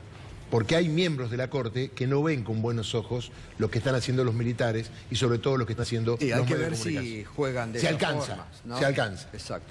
María Emilia, buenas noches. ¿Cómo está? ¿Qué tal? ¿Qué se quedó sin preguntarle hoy al ministro Caputo? La verdad que mucho. Teníamos mucha información, teníamos prueba documental. que claramente en su huida no pudimos interpelarlo, esa es la realidad. Yo creo que nada mejor que la expresión que huyó como rata por tirante, porque cuando se complicó todo, los que teníamos sobre todo prueba y llevamos hace tiempo una investigación adelante, no pudimos preguntarle. Sobre esto que él dice que en realidad él no era de él, sino que era de otro, de tercero. No, bueno, eso creo que lo explicó Axel muy claro. Sí, era de él. De hecho, tengo acá copia de su declaración jurada presentada en el 2017, del ejercicio 2016, donde acá figuran 4 de esos fondos Axis. Es decir, él, en este caso, sí está declarado, sí figura Axis, sobre todo figura Axis ahorro en pesos, pero lo más terrible de todo, no solo es que figura, sino que qué es lo que hizo con ese fondo. Yo soy rionegrina y en mi provincia el gobernador está llevando adelante un ambicioso plan de infraestructura por incapacidad de, obviamente, poder hacer obra pública con recursos propios. Tomó deuda, nos endeudó internacionalmente. ¿Quién es el que avaló esa deuda? Y primero autorizó y dio aval para emitir esa deuda. Ministro Caputo. El ministro Caputo es también dueño de bonos de esa emisión. Y letes de la provincia de Río Negro, letes de Río Negro, Chubut, Santa Cruz, de todas las provincias. Es vergonzoso. ¿Cómo que? A ver, no entiendo. Él mismo. No entiendo. Nada el mejor. ministro Caputo compró bonos de la deuda de Río Negro. Así es. Bonos provincia de Río Negro 2025. Es decir, se configura lo que él mismo dijo hoy, estar de los dos lados del mostrador. El día de mañana mi provincia va a tener que renegociar con el ex ministro Caputo, que en su momento autorizó. Es decir, a él le viene bien incluso que las provincias tomen deuda y en su momento dará o no dará. Porque él compra bonos. Porque él compra bonos. No, realmente... yo me río porque, discúlpeme, pero la verdad que es pocas veces visto esto. Igual hay un delito que se llama negociaciones incompatibles con la función pública. Estar al mismo tiempo de los dos lados del mostrador es clarísimo, es el delito más claro que hay para probar. Pero la Oficina Anticorrupción se lo dejó pasar a esto, ¿no? Bueno, le dijo que rectifique. Le dijo que rectifique...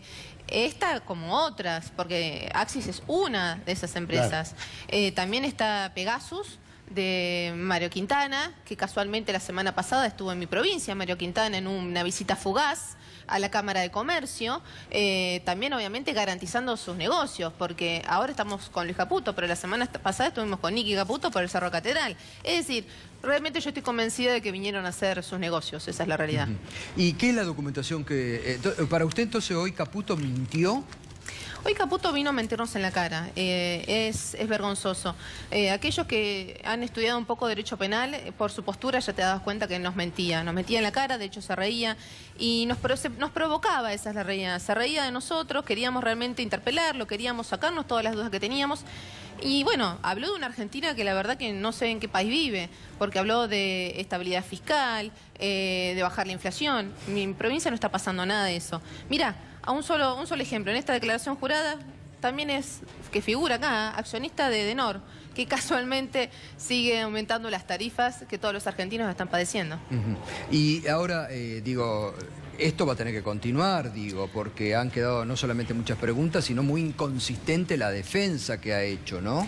Sí, nosotros vamos a... ¿O se puede pasar a otra acción, con este material? Usted dijo, nos vino a mentir descaradamente en la cara. Nosotros ya presentamos todas las denuncias penales y la prueba ya está presentada. ¿Es verdad cuando él dijo que estaba sobreseído en una de las causas? Hay dos causas, en realidad hay muchas causas. Él está sobreseído en una de las causas que nosotros denunciamos a su mujer por la compraventa de dólar futuro. Hay dos jueces, uno de ellos sobreseyó a su señora y el otro no sabe todavía qué es lo que va a hacer. Pero bueno, seguimos con esta justicia que le gustan más los flashes de las cámaras que realmente... En realidad la causa de Julián Recolini y el fiscal Carlos Rígulo está en pleno trámite, están pidiendo investigación y se le unió la causa de los bonos. Porque hay otra denuncia por el tema de los bonos a 100 años. Pero el tema de la mujer, un tema anterior menor a la luz de todos estos hechos, ¿no? Claro, porque acá, tema de lo grave también que una de estas empresas de él fue con la que actuó con el Fondo de Garantía de Sustentabilidad del ANSES, ¿no? Que compraron Levax, que casualmente, él lo dijo hoy, que ellos no tienen, que la licitación, en este caso, no es como la obra pública donde se presentan muchas empresas. ¿Cómo no? Que no es una licitación pública. ¿Por qué eligieron Axis y no eligieron cualquier otra empresa que coloca bonos y vieron cuál era la que mejor, la que le daba más rentabilidad o la que pagaba menos compensaciones? Perdón, compensaciones no es la palabra. Comisiones, esa es la palabra. El año pasado, perdón, en 2016, se pagaron más de 7 mil millones creo, en comisiones. Comisiones que antes no se pagaban, dicho sea de paso, porque se empezaron a pagar con la ley de blanqueo. Hoy tenemos, lamentablemente, el curro de pago de comisiones que antes, lamentablemente, no existía. Vasco, ¿y qué sensación te quedó a vos del paso del ministro Caputo? Triste, triste. Triste porque primero vi que repitieron una estrategia. Cuando no hay explicaciones, se levantan y se van. Pensé que se había recogido esa experiencia y no se iba a volver a repetir, después del escándalo que fue el otro día la sesión, donde no cumplieron con derogar el decreto de necesidad y urgencia. Veo que lo vuelven a repetir en esta comisión, primer tema. Segundo tema, triste porque sabíamos que se había coacheado, que lo habían entrenado. Si lo entrenaron para que hiciera esto, le falta mucho entrenamiento, porque como dice la diputada, se notaba que tartamudeaba, que no podía explicarlo. Lo inexplicable, además. Tercero, algo muy grave, porque creo que la diputada lo mismo, ni bien llegamos nos anotamos, estábamos en la lista, faltaban 2 siempre para que habláramos nosotros. No es casualidad. No habló la diputada, que tenía los documentos, no habló Felipe Solá, que también tenía mucha documentación y fue denunciando a Felipe también. Yo tenía que hablar de lo que iba a hablar, de la sustentabilidad donde nos está metiendo. ¿Esto que están haciendo es sustentable? ¿Tiene alguna posibilidad de repago? Bueno, entonces sabía. ¿O puede explotar todo? Bueno, yo llevaba los documentos concretos de donde calculo de que esto no tiene capacidad de repago, si por otro lado siguen con esta política de la bicicleta financiera que ha dejado a la Argentina con una capacidad sin capacidad de generar dólares. Claro. Entonces, si vos con $3 no tenés posibilidad de generarlo, está claro que a la larga se termina mal. No hizo una sola mención a la producción, no hizo una sola mención, como que lo desconocía. Entonces, no es casualidad, primero, que nos cortaron a todos nosotros. Segundo, el hecho, desgraciado, el papelito, creo que más allá de esto, es desgraciado que uno se sienta en esa actitud, pero igual creo que fue la excusa. Sí, hubiera sido el papelito, hecho, hubiera sido un estornudo. Yo creo que, exacto. Se iban a levantar. Vamos a recordar ese momento cuando él levanta y quiero la opinión de ustedes dos. Véanlo, porque tal vez estaban en el medio de la sesión. Vamos a ver, porque fue bochornoso realmente el momento, cómo él define, la verdad bochornoso el senador que le permite, pero cómo él, y la frase que creo que va a pasar, así como lo de Lorenzino, el ex ministro de Economía en su momento, ¿no? Cuando le estaban hablando el tema de la inflación, no sabía qué responder y dijo, me quiero ir, el yo estoy muerto va a quedar para la historia. Fíjense. Si no hay orden, levanto la sesión. Si no hay orden, levanto. Si no hay orden, levanto. Levantala porque vamos, dale. Vamos. Lo levanto. Vamos, porque yo ya estoy muerto. Bueno, el ministro pide levantar. Ese dice el ministro al senador, vamos, igual levantala porque yo estoy muerto. Falta de respeto al Congreso. Al Congreso. Y un desprecio, Vasco, el derecho. Es un desprecio a todos ustedes. Sí, pero aparte tenemos el derecho a preguntar. Yo soy presidente de la Comisión de Industria. ¿Te imaginas lo que significa para la industria y su futuro en nivel de endeudamiento? Claro. Y con un modelo que está desarticulando a todos, que la diputada te va a decir lo que está pasando en su provincia. Yo te puedo contar lo que está pasando hoy, concretamente. Vos tuviste ayer la gente de Pergamino sin poder pagar tarifas.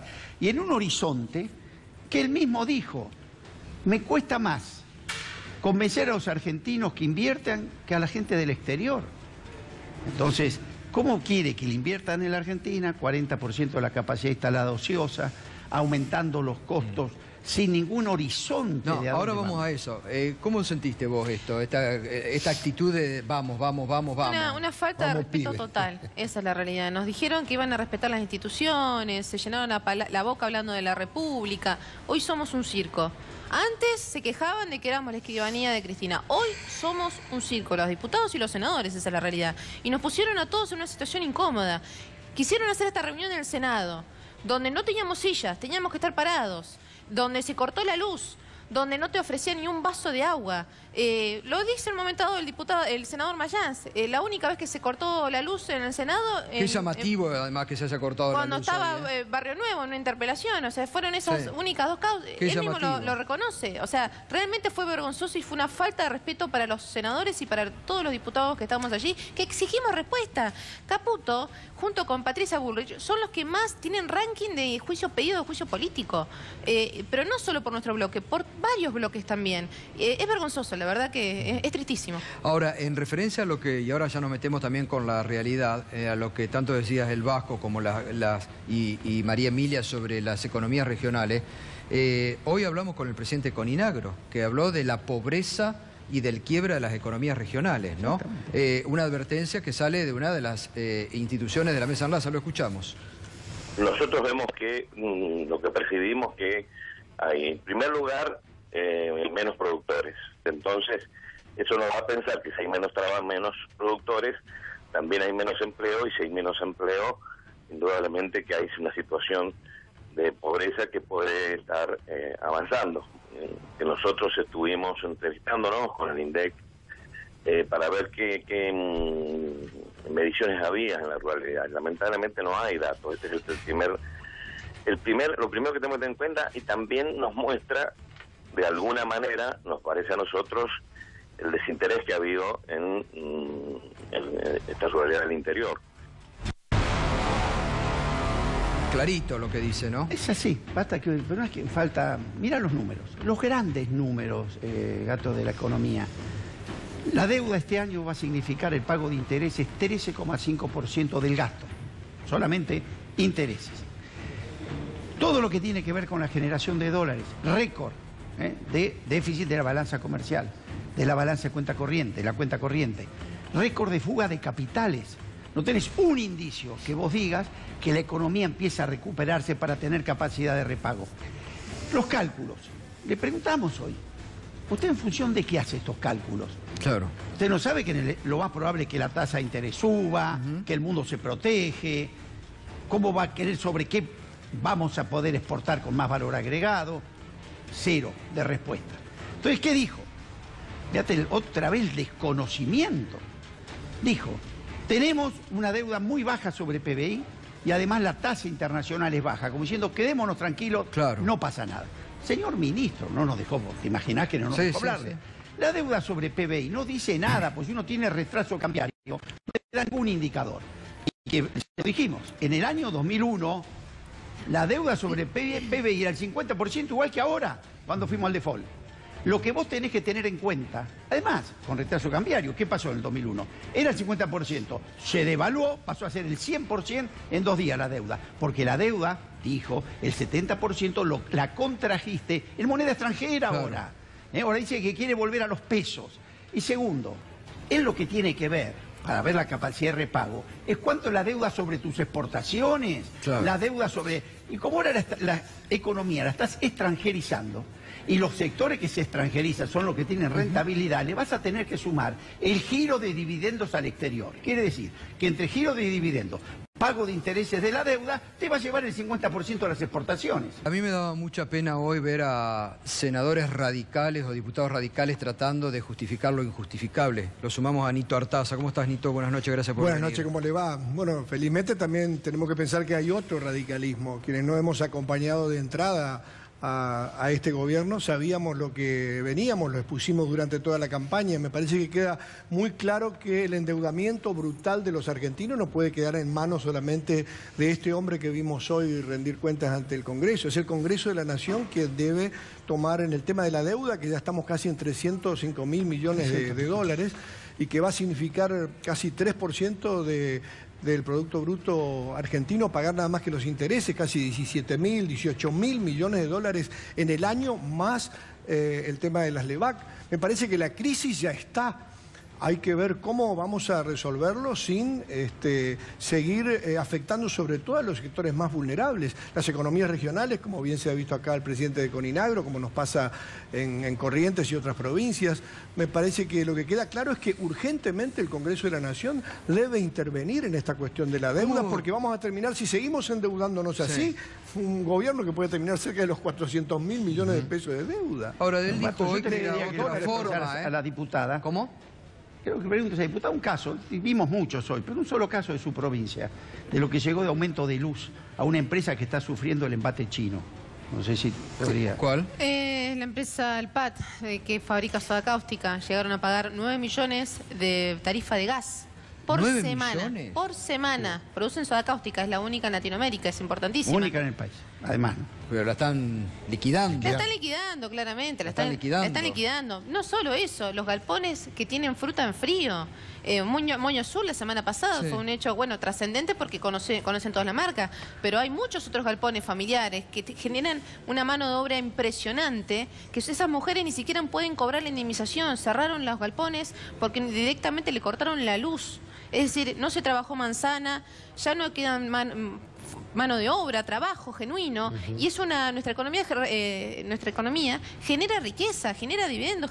Cuando exportamos manzanas, generamos riqueza al país. Yo lamento que el gobierno ¿Estás de acuerdo con lo que decía el presidente Coninagro, que hay pobreza en esas economías regionales? Hay un sector netamente exportador. Entonces yo te pregunto, es un ejemplo, ¿de dónde vas a sacar los dólares si ese sector baja los brazos? Pero el presidente dijo, el presidente fue a felicitar a los del campo en la Expo Agro el otro día. Hoy no tuvo una referencia a la economía real. El presidente el otro día cuando inauguró la Asamblea Legislativa no mencionó una vez la palabra producción o industria. No existe. Cuando vos viste el otro día en la conferencia de prensa donde nos comentaron que le habían errado 50% a la inflación, ¿te acordás? Sí. ¿Quiénes estaban sentados? Caputo, Sturzenegger, Duhovne y el jefe de gabinete. ¿Dónde está el ministro de Agroindustria, el ministro de la Producción, el ministro de Trabajo? Para eso la Argentina es eso, es una mesa de dinero. Hoy lo que demostró que para eso la Argentina es un lugar de colocar deuda, una mesa de dinero. La timba. Es eso, la producción no existe. Sí, parece que la única solución sería endeudarnos. Parece que es la única que encuentra el plan de gobierno. Volver a endeudar a los argentinos de forma brutal. Me parece que hay que empezar a construir desde ya y aportar Ahora, ideas Nito, ¿cómo para una entendés vos alternativa? el papel del radicalismo? Porque yo digo, el radicalismo que nunca fue de derecha, y hoy nadie del radicalismo... Tuvo sus vertientes, pero ni a Alvear se le hubiera ocurrido poner al presidente de la Shell llevando la energía de los argentinos, de los recursos no renovables como el petróleo. Ni siquiera Alvear se le hubiera ocurrido. Me parece que nosotros estamos llamando... Del Deutsche Bank o de JP Morgan, como está en esto que vimos hoy. ¿Cómo? El presidente, bueno, hoy Caputo era el presidente del Deutsche Bank en el año 2001, que fue el banco que más fugó dólares en el momento del 2001 de la crisis. El Deutsche fue el banco que más dólares compró para llevarse. Sí. Y él era presidente. Realmente. Ahora, por eso digo que el radicalismo que integra hoy el gobierno, que lo llevó a una cúpula que hoy no está ya en el radicalismo. Claro. No está la cúpula que lo llevó equivocadamente a acompañar políticas neoliberales de ajuste, de importación, que está fundiendo nuestra propia industria. Bueno, lo debe saber más del Vasco, pero del endeudamiento, del ajuste a los jubilados, de flexibilizar o pretender precarizar el trabajo y los derechos de los trabajadores. Eso no puede acompañar el radicalismo. Me parece que va a haber, sin duda, hoy ya comienza a haber dentro del radicalismo un planteo de los que están adentro. Y los que estuvimos afuera desde Gualeguaychú, le venimos marcando este camino y sabíamos lo que iba a ocurrir, que naturalmente el presidente y este gabinete, uno ve, representan el conflicto de intereses. Lo estamos viendo hoy con Caputo, como se ve en cualquier ministerio. Son privatizar Transener, de intereses. Ya Alfonsín. Sí. Escucha, privatizar Transener, radicalismo apoyando la privatización de Transener. Bueno, sé sí, que no todo. Está bien, pero fue una discusión en su momento. Hoy el radicalismo no puede seguir cometiendo ese error. Es un partido nacional, popular, que tiene que volver a recuperar y a representar a los sectores populares, a la clase media. Ahora, las respuestas a tener políticas públicas claras en defensa de los sectores más vulnerables. Claro, digo, las respuestas encima, ¿no? Porque como en su momento hizo Prat Gaide, son 2 pizzas, quizás a lo que vos estás comentando, el funcionario de Saladillo que les dijo a los habitantes de Saladillo, dejen de consumir cerveza entre sus amigos y vayan a pagar las tarifas. Digo, la insensibilidad que eso representa. No tienen ningún tipo de sensibilidad. Hoy la gente la está pasando realmente mal, están abriendo... Yo siempre lo digo, te muestran la heladera, te invitan a su casa y te abren la heladera. Y vos ves una heladera vacía. No tienen sensibilidad. La gente le está pasando muy mal. Yo la verdad que lamento que el gobierno no tome notas de esto. O toma nota y sin embargo no lo conmueve. Esto me quedé pensando, ¿no? Lo que vos dijiste, porque Moño Azul es una de las empresas más importantes, ¿no? Es una empresa muy importante.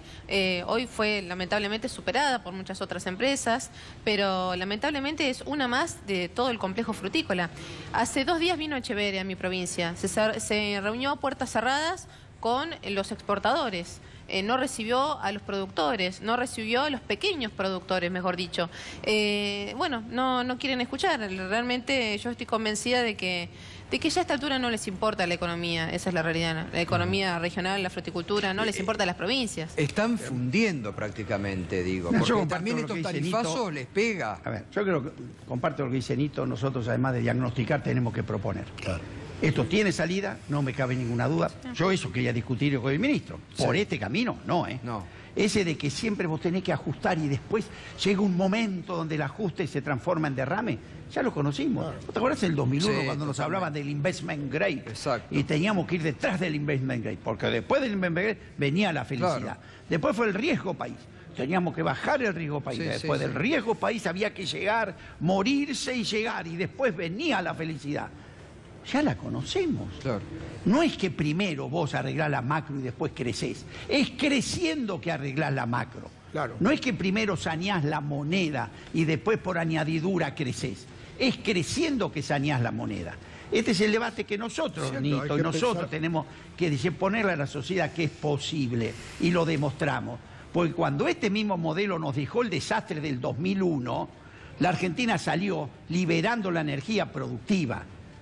Y tuvo un repunte que fue, inauguramos de la peor crisis del 2001 al crecimiento más largo y sustentable de la industria y la economía en la Argentina. Yo creo que hay que llamar, el gobierno debería llamar a todos, porque lo que está pasando además en la región, no nos olvidemos que lo de Brasil, las declaraciones de los militares de Brasil es muy grave para toda la región. La Argentina debería, el gobierno argentino, llamar hoy a todos los... A reunión del Mercosur urgente. Pero urgente. A reunión del Mercosur urgente. Sin duda. Y a todos los organismos multilaterales de la región. Es muy grave lo que está ocurriendo en Brasil. Cuando un militar dice, si no, la única salida es el golpe.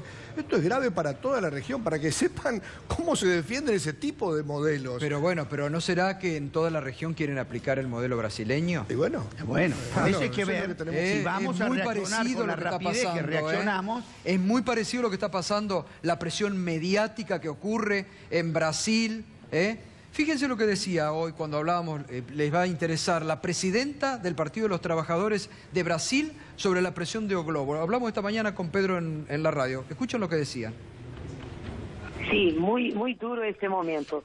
Pero más escandaloso es la pressão da Rede Globo, maior rede de televisão de comunicação do país, na pressão que faz ao Supremo Tribunal Federal para que negue ao ex-presidente Lula o direito constitucional de se defender. Não é nem um pouco natural na democracia que chefes militares se pronunciem sobre questões políticas ou jurídicas. Pero o mais grave é a Rede Globo utilizar-se destas manifestações para colocar em seu jornal de la noite, que tem maior audiência acá em Brasil, e utilizar-se disso para pressionar claramente o Supremo e para também atuar sobre a sociedade brasileira, como se isso fosse uma ameaça, incentivando um golpe militar. Então, a Rede Globo está organizando todos os setores conservadores do país para que pressione o Supremo. E se utiliza exatamente destas manifestações das Forças Armadas e também de General Vilas Boas. Era explosivo. Medios, Fuerzas Armadas, Poder Económico presionando a la justicia. Muy parecido a lo que pasa en la Argentina. Bueno, pero yo creo que la Argentina seguramente lo hará la oposición, pero debe ser el gobierno, todo el arco político, hoy llamar a todos los organismos multilaterales de la región para rechazar esto, para descalificar estas palabras de los militares brasileños y de la presión que está sufriendo la democracia de la región. Agoniza en Brasil. Sí. Luciana, ¿la presión de Globo es así, como decía hoy la presidenta del Partido de los Trabajadores? Sí, yo creo que aparte es más peligroso todavía porque es una presión que en lo popular se hace sentir sutilmente, o sea, porque se posiciona desde un local de objetividad, de estar mostrando la realidad, y muchas veces omite informaciones o el tratamiento de información como manipula. Afecta mucho la opinión pública, como por ejemplo, hace una semana la caravana de Lula que estaba viajando por Brasil, en el sur de Brasil, sufrió un atentado.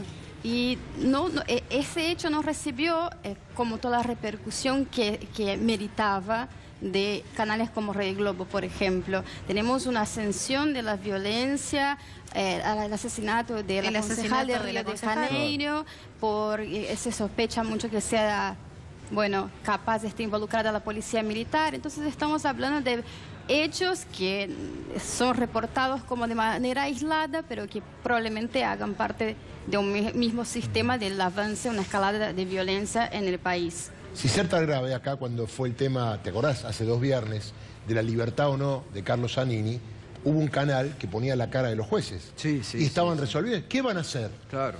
Ustedes son kirchneristas, le decía un periodista. Ojo con lo que van a hacer.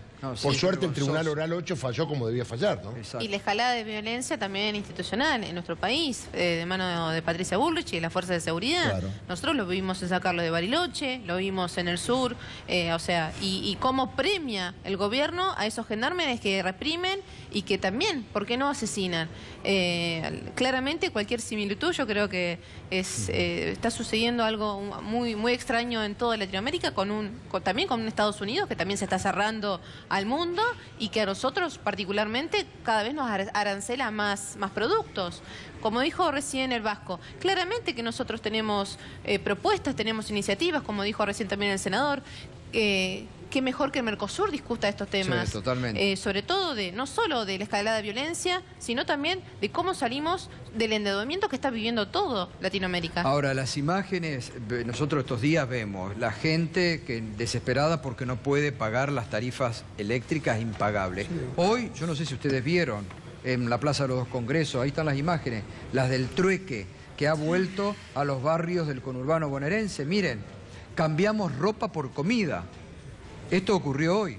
Esto es una imagen de la dura realidad también que vive la Argentina. Eso también pasa en nuestras provincias. En mi provincia pasa, lamentablemente. Gente que vende ropa usada por comida, por otra ropa. Es una situación tristísima, pero que lamentablemente se volvió a vivir. Ahora, hay una gran responsabilidad de todos nosotros. La política hoy, hablo con mayúsculas, tiene que actuar rápidamente. Porque la gente cuando se enoja con la política es con toda la política. Cuando dice que se vayan, es todo. No que se vayan algunos. Entonces lo que yo invito y el gobierno activa también eso, Pues yo invito al oficialismo a volver al Congreso del 2016, donde se debatía, donde buscamos acuerdos, sacamos leyes. El oficialismo se olvidó. El año pasado, te voy a repetir, nos clausuró el Congreso. No se convocó una sola sesión ordinaria. Este año debutamos con un decretazo de necesidad y urgencia que todavía lo tienen vigente. Deben ser para ganar tiempo y que los fondos del ANSES todavía estarán haciendo alguna manipulación. Porque, a ver, yo creo que más allá de que se tengan que debatir o no esto que algunos están empujando del canje de pasajes, yo creo que detrás hay una maniobra para ensuciar, decir, no ve que no sirven para nada. ¿Qué viene después? ¿Qué viene después? Por eso, cuando debe ser la política la que debe resolver. Por eso yo creo que tenemos que empezar a pensar alternativas, entre todo aportarles ideas al gobierno, porque para salir, ya estamos en crisis, para que esto no derive en una crisis institucional. Nito, el gobierno tiene su plan y no lo va a cambiar. No está equivocado, va en ese rumbo. Pero, Gato, yo creo que por este camino no se lo recomiendo a nadie. Bueno, la situación del país es suficientemente seria para entender que no hay salida sin acuerdo. Acá hace falta un acuerdo político importante con los trabajadores, empresarios, la política con mayúscula. Y el camino que se está eligiendo todos los días es el de la confrontación. Que lo guarden a Durán Barba un rato. La confrontación sirve para ganar elecciones, no para gobernar. La verdad, lo de hoy a mí me dio una tristeza enorme, como el otro día, porque veo que va por un camino, como cuando quisieron poner el diputado Trucho, cuando discutíamos las leyes previsionales, que la doctora Carrió lo salvó, cuando interrumpió la sesión y dijo, señores, en minoría pedimos, porque no podían sostener el quórum que nunca habían tenido. Eso era gravísimo. Por suerte la doctora Carrió lo salvó. Ahora, ¿qué dijeron? Inventaron el problema en la puerta, en la calle, en la piedra, para no hablar. Si yo me abracé con Rossi o con quién, yo le dije, devuélvanle los 100.000 millones a los jubilados que me abrazo con Monzó. ¿Qué era lo importante? ¿Con quién se abraza uno o los 100.000 millones que le estábamos sacando a los jubilados? Totalmente. Gracias, Nito. A ustedes, por favor. ¿Hay un radicalismo diferente? Por supuesto que hay otro radicalismo y muchos radicales que sin duda habíamos planteado antes de acompañar a este gobierno que teníamos que tener otro camino, que no es el de... homenaje a Ricardo. En homenaje a Alfonsín, ¿no? Sí, a Ricardo, que supo primero y jugar como con Nito, de salvar la institución. Yo te voy a pasar un aviso, mira, de don Raúl, que decía, le dicen, ¿qué pasa, don Raúl, si la gente se derechiza? Tendremos que prepararnos a perder varias elecciones, pero no vamos a abandonar nuestras banderas. Es verdad. Muchos lo abandonaron, Radical. Gracias, Nito. Gracias, Vasco. María Emilia, como siempre, muchas gracias. Hacemos la pausa y cerramos con Pedro y con Luciana. Perdón, iba a decir Rosa, no sé por qué. Porque no estoy ciego. Con Luciana cerramos el capítulo Brasil con las últimas novedades. Seguimos esta noche en Minuto 1, ya se está preparando Iván Jagroski con Darío Gaño, que van a seguir todo el tratamiento, ¿no? Ahí está, ya lo veo al senador Mayans, que, bueno, fue el gran protagonista del día porque, según lo que veíamos, fue el que posibilitó, él dice que no, así que él va a explicar enseguidita. Está Agustín Rossi, Felipe Solá, enseguida van a continuar con lo que fue el bochorno del paso del ministro Caputo por la Cámara de Diputados y que según lo que dijo María Emilia Soria, lo que dijo Axel Kicillof, les mintió hoy a los legisladores en su propia cara. ¿Cómo está terminando Brasil? 5-2 en la votación. ¿Cuántos son los integrantes del tribunal? Son 11. Son 11. Se pensaba en un empate, ¿verdad? 5-5 y tal vez alguien que defina 6-5 en contra de Lula. Claro, se esperaba que Rosa Weber fuese ser el voto que diferenciaría porque no se sabía sus tendencias. Ahora, bueno, está la duda ella ya votó en contra. Ella ya votó en contra. Ahora está la duda de Carmen Lúcia si va a mantener la posición que a principio era votar en contra de habeas corpus, si capaz va a pender a votar a favor, pero está complicada la situación. Ahora, Luciana, ¿qué pasa si esta noche, como pareciera, votan en contra de Lula? ¿Lo detienen inmediatamente? No, la defensa de Lula tiene hasta el 10 de abril para entrar con un nuevo recurso junto al Tribunal Regional Federal de la Cuarta Región, donde fue condenado Lula, y ahí ellos tienen como un tiempo para evaluar ese recurso y luego decidir si encarcelan a Lula o no, y ahí tienen que, por último, hacer un pedido al juez Sergio Moro para que él decrete la prisión de Lula. Que se supone que Moro, que lo está buscando, lo va a mandar a la prisión. Sí, hay que ver qué tipo de prejuicios políticos o de lo popular puede llegar a traer esa decisión también. Entonces, no, es como algo que capaz tarde más de lo que se imagina. No es inmediata la prisión una vez que el habeas corpus sea negado.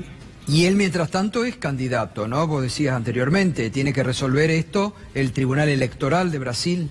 Exactamente, él tiene hasta agosto para inscribirse oficialmente como candidato junto al Superior Tribunal Electoral y ahí, bueno, dependiendo de cómo decorra ahora la condena, tanto para esta causa como para las otras causas que está imputado el expresidente de Brasil. Pedro.